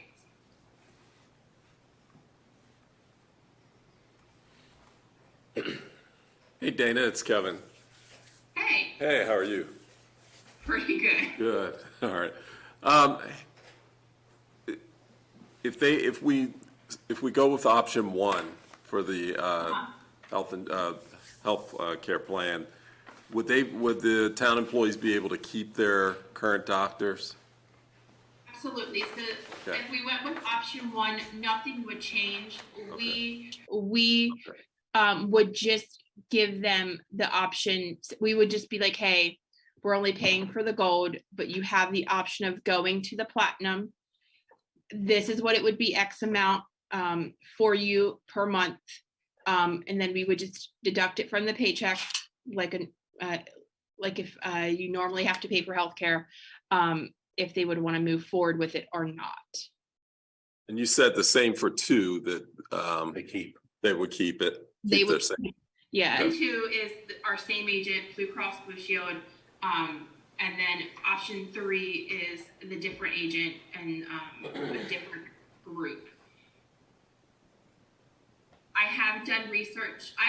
I currently have Blue Cross, but I've had Aetna in the past, and they are very similar. Yep. In ways, and Aetna is moving up fast. I guess you could say. They're one of the other. I've had that, and Yeah.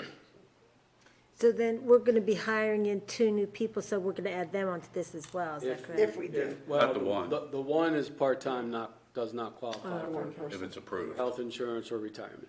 Okay. The other position, if would, yes.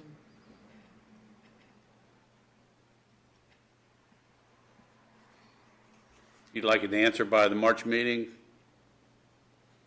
If you have questions I mean, that's up to Gary if he really wants that answer. I think we kind of want that general direction, but I can also research more things if you guys have questions on the 3 options. I think you have enough information Yeah, here. these are good options. Okay. Yeah, well, there's, just so you know, Dana did a lot of work, and we collectively, there was probably, how many options did we have, Dana? Probably 15, 12? 15 from like Brian himself, and then our current provider gave me probably another 10. I can say I did reach out to Legit, and they said that due to our size, they couldn't really even give me anything that would be a major competitor of what we're paying right now. But we basically narrowed down what we feel is the options that to consider, so.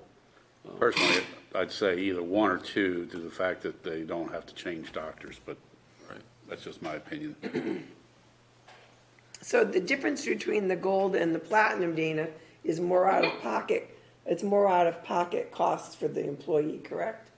Correct. So the platinum, you're getting all the bells and whistles, and it's less cost to the employee out of their pocket, higher cost for us.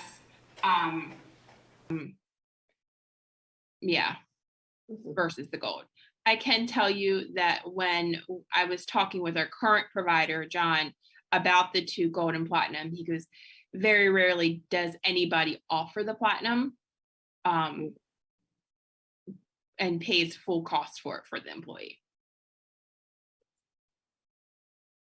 Now, many places pay 100%, period.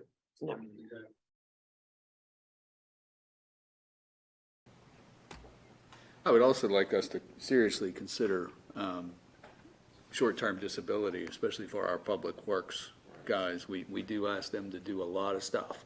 And, you know, there's always that high-risk chance that they could get hurt. And that doesn't seem like a huge amount of money. That was for the entire team. That was 6 people. 6 current employees. Yeah. So that doesn't seem like too high of a price to provide that kind of assurance for the team, the staff, if they were to get and that's what sick we were trying to think of things depending on which direction you all decide to go. And if we end up, you know, taking something, you know, say, you know, they have to pay for the platinum if they want it, then to try to, you know, give the employee something else in terms of short-term disability or the life insurance or, you know, something else.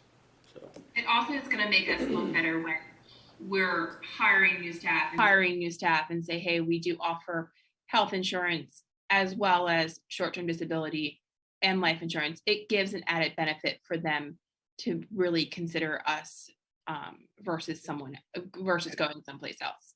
Who's the short-term disability through?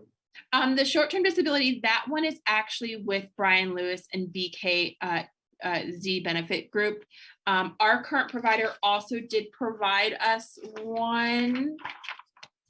Did you check with Aflac? I did not. That's a good one, actually. I don't know why I didn't think, but I can definitely reach out to them because I offer a lot of things. I've had them, yeah. Because I had a friend that was a salesman many years ago, and he was adamant about everybody getting it because it almost paid you, not just your salary, but there was other benefits that you got paid for. So I agree with that, yeah.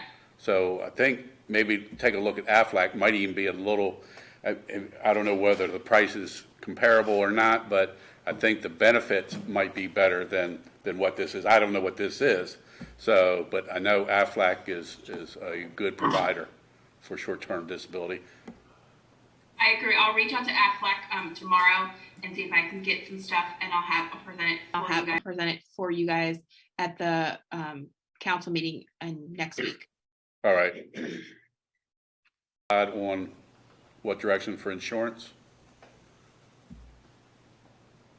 Well, to your point, we can minimize whatever the pain is to go from one plan to another. It's a nightmare to do that if you have to change doctors. That's a long-lasting effect. It kind of takes a couple of years to settle if you have to go from one doctor to another. But if we did option 1 with disability insurance and life insurance, I think that's a good package. That's a good package. You're still paying 100%. Yeah. If somebody wants to hire. Yeah. Which is a huge benefit on its own. I mean. Yeah, I don't know anybody who has 100% paid. It was worthy of discussion. I mean, with the amount of insurance, I know even at the federal level, insurance went up. I think it was like 15% this year. It was a huge increase. So, you know, I think that's a good compromise. Option 1. Everybody agree to that? I don't know if we really need a motion, but. No, we wanted to get it out there and let you guys digest it a little bit, and That gives you the something to direction work that with, you too. seem to be leaning towards is good. And like I said, we're getting together in 7-8 days. All right. Okay. Good direction?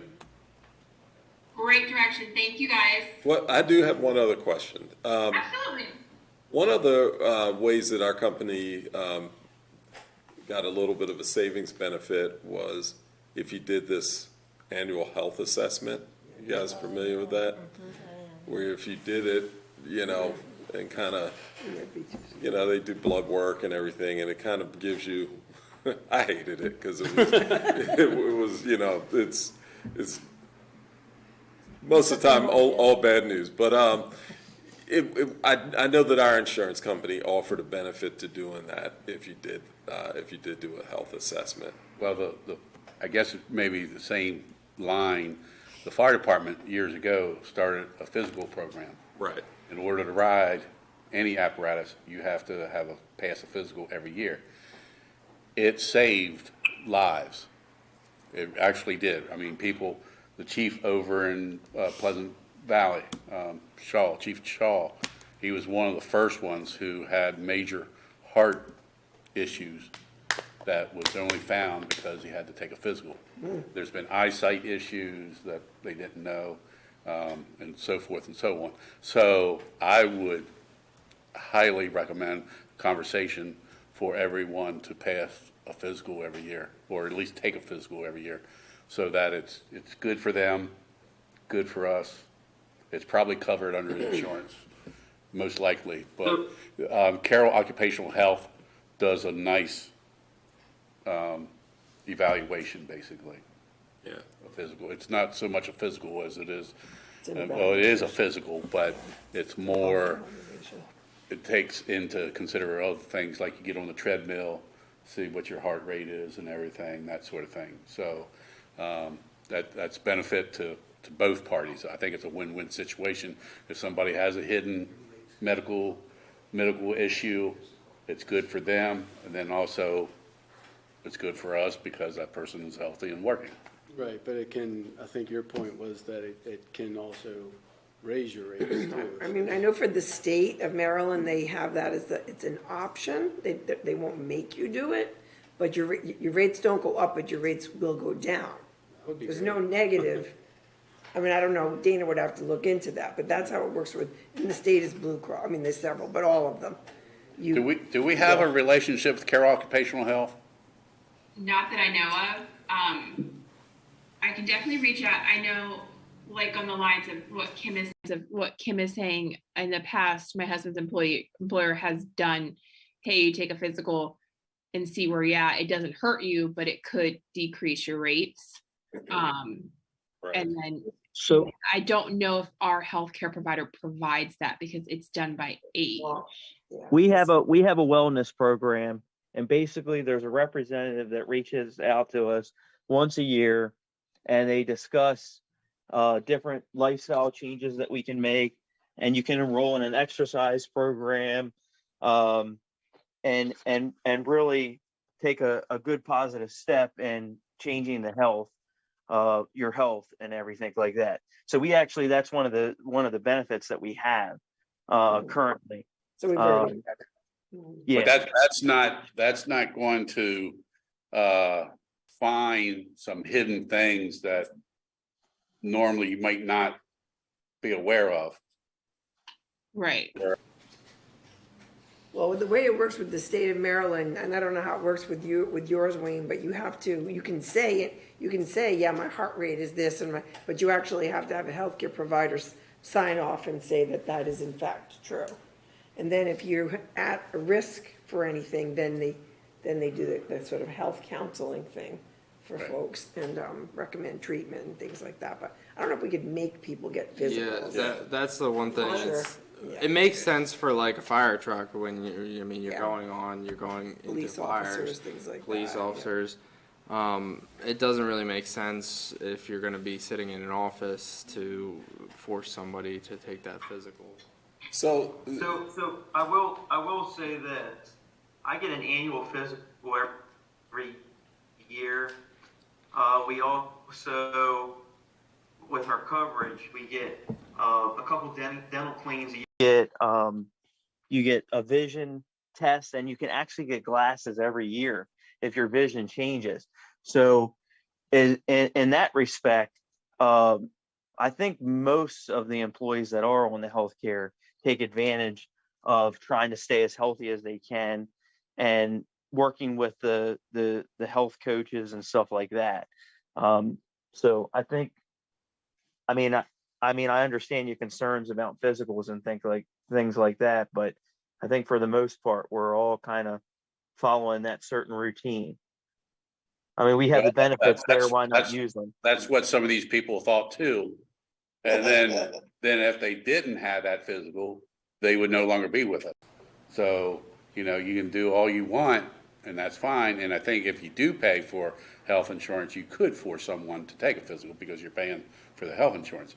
But just like, you know, I think if someone's smoking, you can tell them they can't smoke or they're off the health insurance policy because you're paying for their health insurance. So that was the concern. That was the concern with my company, was that getting people to take part of the wellness program and doing the baseline test, which was a physical, was that they were concerned that somebody from the outside would be telling them, well, hey, you had too many chocolate candy bars, you know, and if your blood sugar went up, they were concerned that they would be penalized for doing so.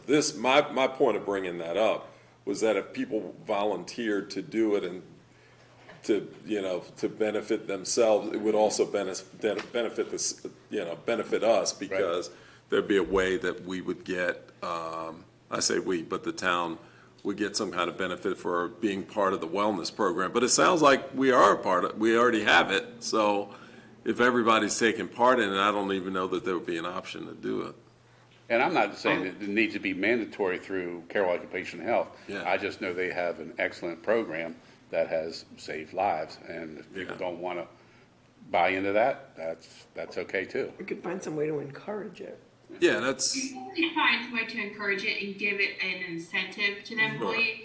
That, hey, if you go and get a flu shot, get a physical, and you know you're showing us that you're taking care of yourself. I mean, you can give an incentive to that employee that way. We gave. Go ahead. Our monthly costs are clearly driven by age at this point.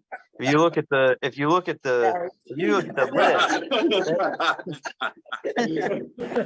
That's why you're right, Wayne. Like 110%. These costs are all based on age. That's how the insurance company does it. I don't know if I went to them and say, hey, if they went and got physicals, would it be a reduction in cost? I think it would be more of, hey, we as a town want to make sure that you're healthy. And, you know, if we do X, Y, and Z, we're going to give you another extra vacation day or $100 bonus or whatever you want to give them. We're not doing the HRA, but it doesn't seem like we're going to. But the incentive was $50 extra or something like that if you did the health assessment and physical. So. And that, again, if you did the health assessment, a physical with an HRA or an HSA, that might be totally different. And it was something that we did not touch base on when I was speaking to John or Brian. I can say that. Yeah, I was just looking for another way to possibly save some money and benefit employees in the town. At least we got the direction on the health plan. And I'll look into AFLAC and we'll present that in more detail with the short-term and life insurance. All right. Thank you very much for your work. Thanks, Dana. Not a problem. Before we move on, just a little bit more, I'm going to just get back to the positions that are just, I put them in placeholders. Councilman Hoffman expressed his thoughts on the additional public works position. Where's everybody here? Just a general idea at this point with that. I just rather get. I think it like Councilman Huffman said, it's kind of hard to say you need a fifth when we don't know what a fourth has done. I'm not sure why we're going from 3 to 5 if we don't know what 4 will do. Unless Wayne or you want to, maybe put something together to explain in some detail about what, I really don't know. I'm saying that completely honestly. Are there things that we're not getting done that we could do, in both cases really? But I'd like to sort of see it, some kind of like an outline, Wayne, Go ahead, Yes, Wayne. we can outline what that person's responsibilities might be. We expect or project that there would be extra stress to the department for the additional responsibilities at Snyder Summit. We're taking on not only plowing and maintenance and yard waste pickup and other responsibilities, general responsibilities in that subdivision, but we're also having to, well, in the future, we'll have to maintain that stormwater facility. There's one in the front, there's one in the rear. And then the state is actually, through the MS4 permit, there's some additional stormwater requirements coming down the road. It's just becoming a pretty big hassle, stormwater management in general. And just keeping up with maintenance and everything like that. So we had discussed about my role kind of being more on the water sewer side of things, and having Tyler help me doing a lot more in-house things on the water sewer department, maintenance, greasing, pump replacements, or not pump replacements, but pipe replacements, and just various tasks at all these facilities. Some additional work at the treatment plant.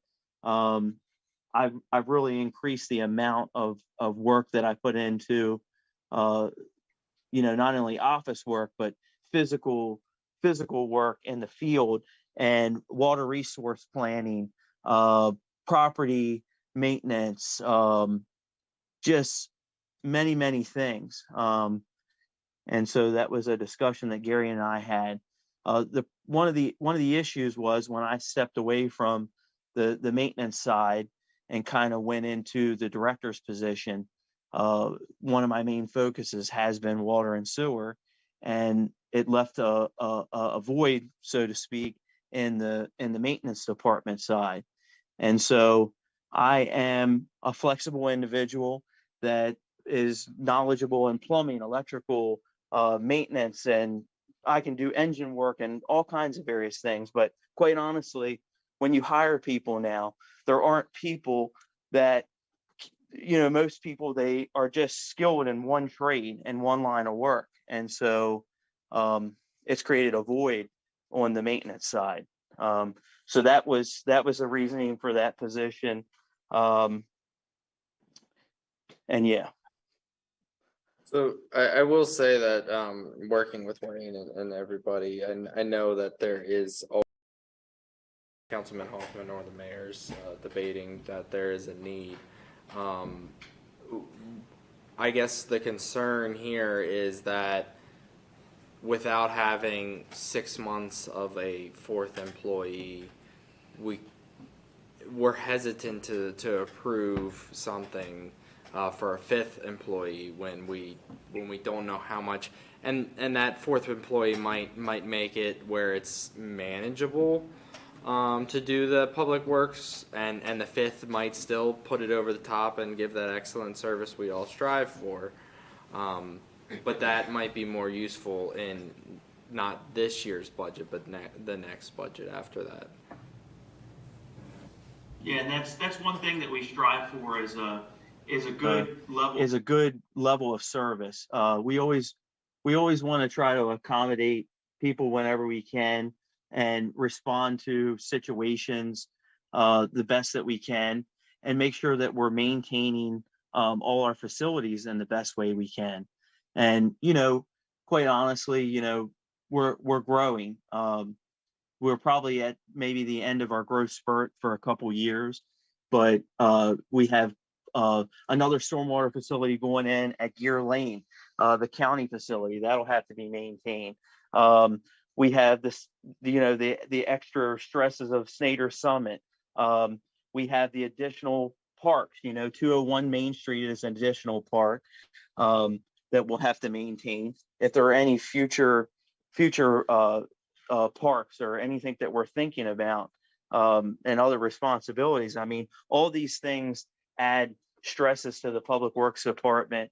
We want to try to be as efficient as we can, but we also want to be balanced, in other words. And so sometimes it takes a few people to have blended skill sets to be able to get the same job done, versus it's kind of rare to have somebody that's kind of more versatile and doing all kinds of things. And so New Windsor's abnormal in that a lot of other places, they have a parks division, they have a water department, a sewer department, you know, a regular maintenance department and things of that nature. And so that was our thoughts.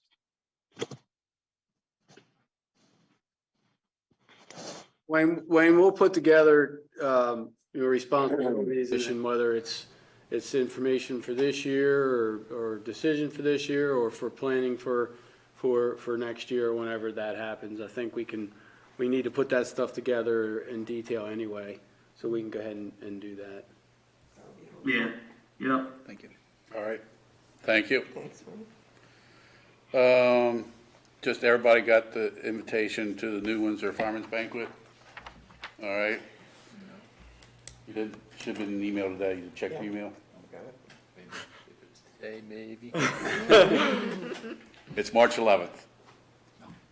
Okay. So, and then also, the New Windsor Lions Club will be celebrating their 75th year as well as the fire department. So I'm not sure if the fire department is celebrating their 75th year at this year's banquet. Usually they hold it over to the next year, but I don't know. But I'll be doing proclamations for, and the fire department has already received the $20,000 from the town, so they're well aware of that. But I'll make mention of that at the banquet as well. Just a reminder, Dana sent out last Thursday.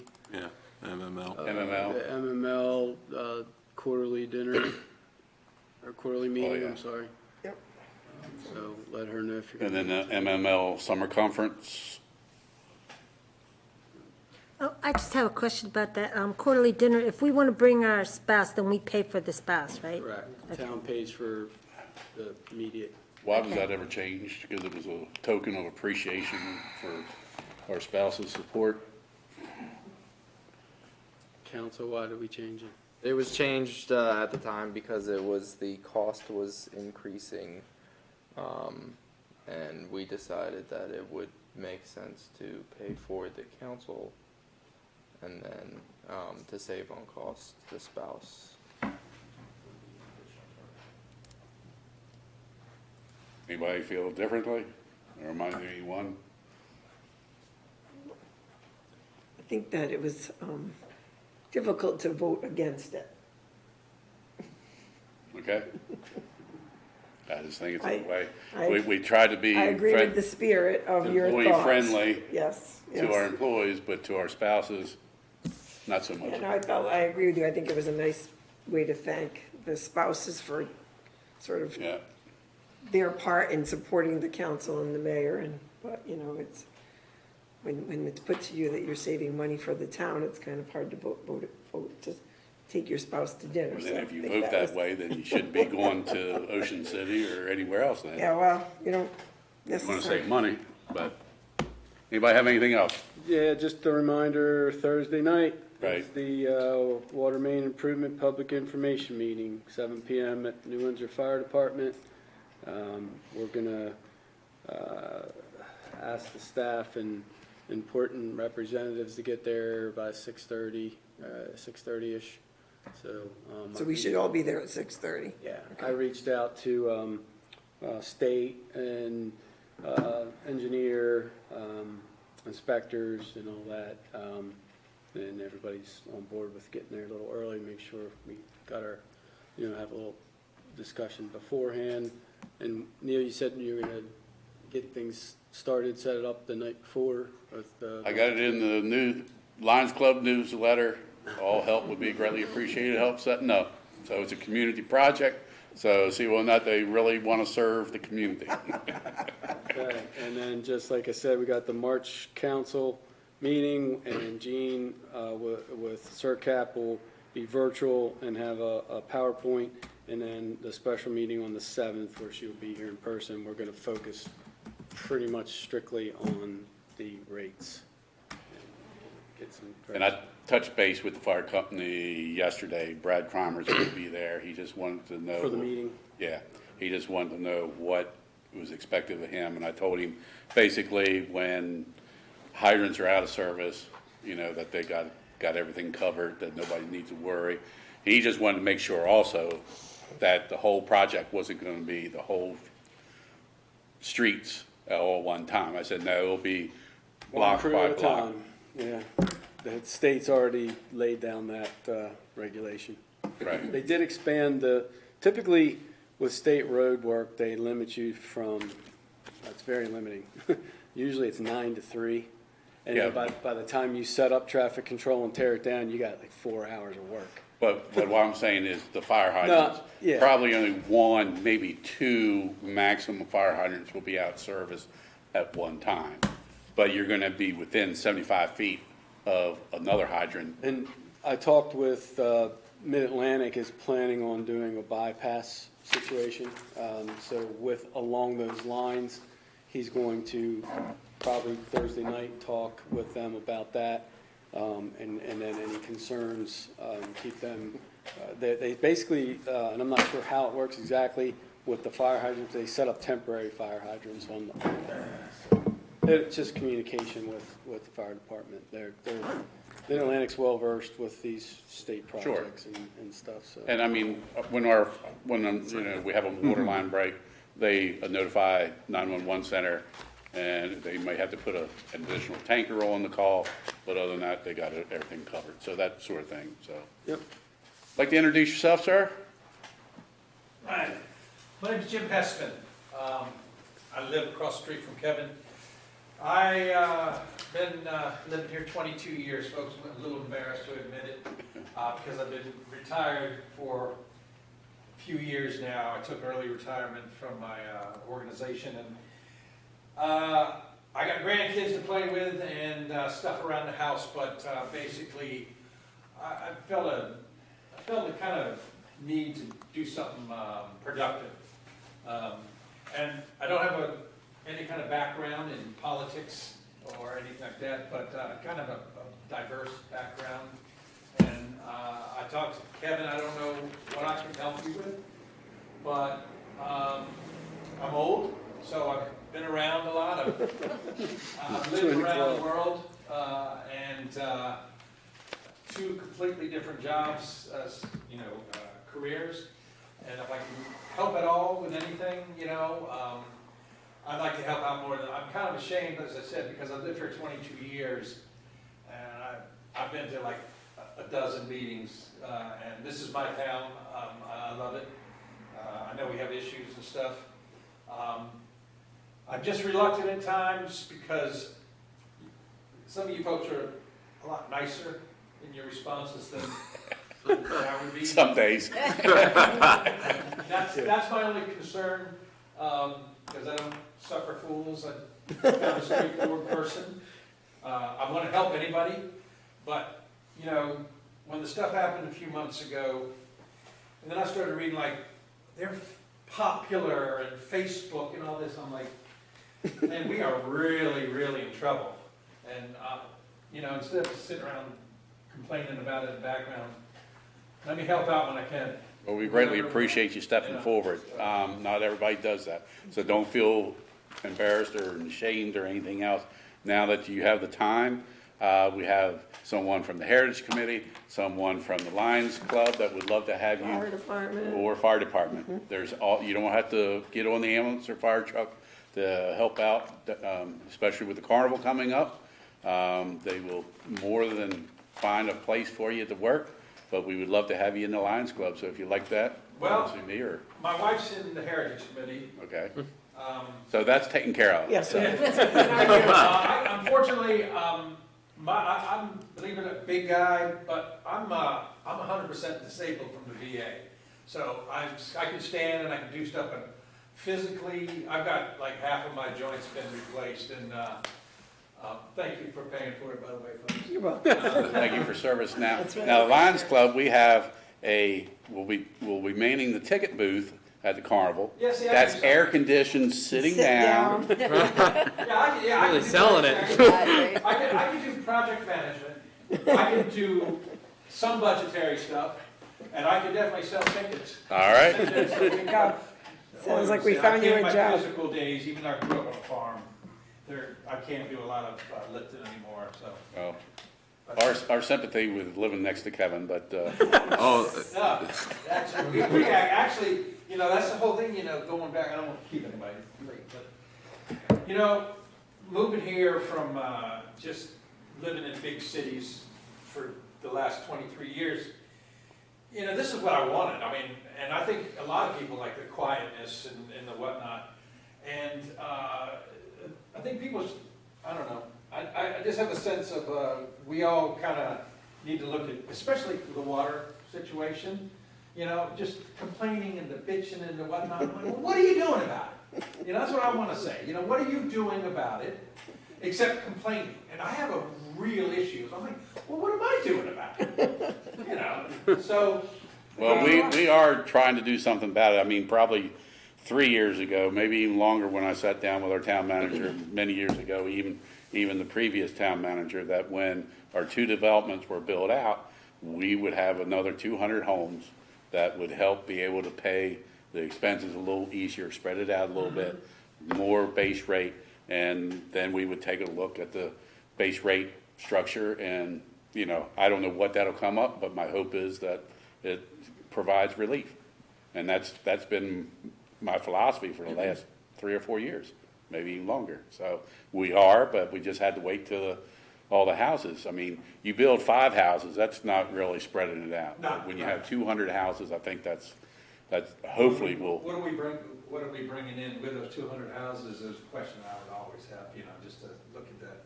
Gentlemen, and Mr. Gary, you were saying about, like, you read over, I like the way you compared, what do we do, how much it costs us to do it? And how much, I guess you talk about something that's being outsourced, the MES. Management of the plant, yeah. You know, that's another example. I mean, that's a wonderful way of doing stuff. And that's why the company I was with, we outsource, and the military, you know, Yeah. sometimes. But get over outsourced. the years, regulations have just been horrendous. When I came on the council in '79, you know, MDE made us put curved steps from the water going from the second wastewater treatment plant facility into the stream so that we get more oxygen. That was our big upgrade, you know, and then eventually we had to do a $4.8 million upgrade. So, It's a small and one. nothing is ever guaranteed that it'll stay, Right. it'll meet anybody's regulations Change the after you're regulations done. tomorrow. Yep. I would grab that long-term care, and I would, if they could, I'd lock it in. One thing I'll say, that's a good plan. Long-term care for that cheap, I would lock it in, and sometimes you can get it locked in, but I'm not gonna speak. For a year at least. I've used it before. Well, we appreciate you coming and being interested. Thank you. I thank you for having me, folks, and I'll be around, and I'll just bite my lip if somebody starts. The problem is when people have a problem today segregating facts and opinions on every platform, and this has got to be a fact-based until you get into the discussion. Understand. We tried to. Preaching to the choir. Thank you. Okay, did we sign that before we adjourn? Make a motion for adjournment. Make a motion for adjournment. Will, and I seconded. All those in favor? Aye. So carried. Everybody needs a sign over here. Yeah.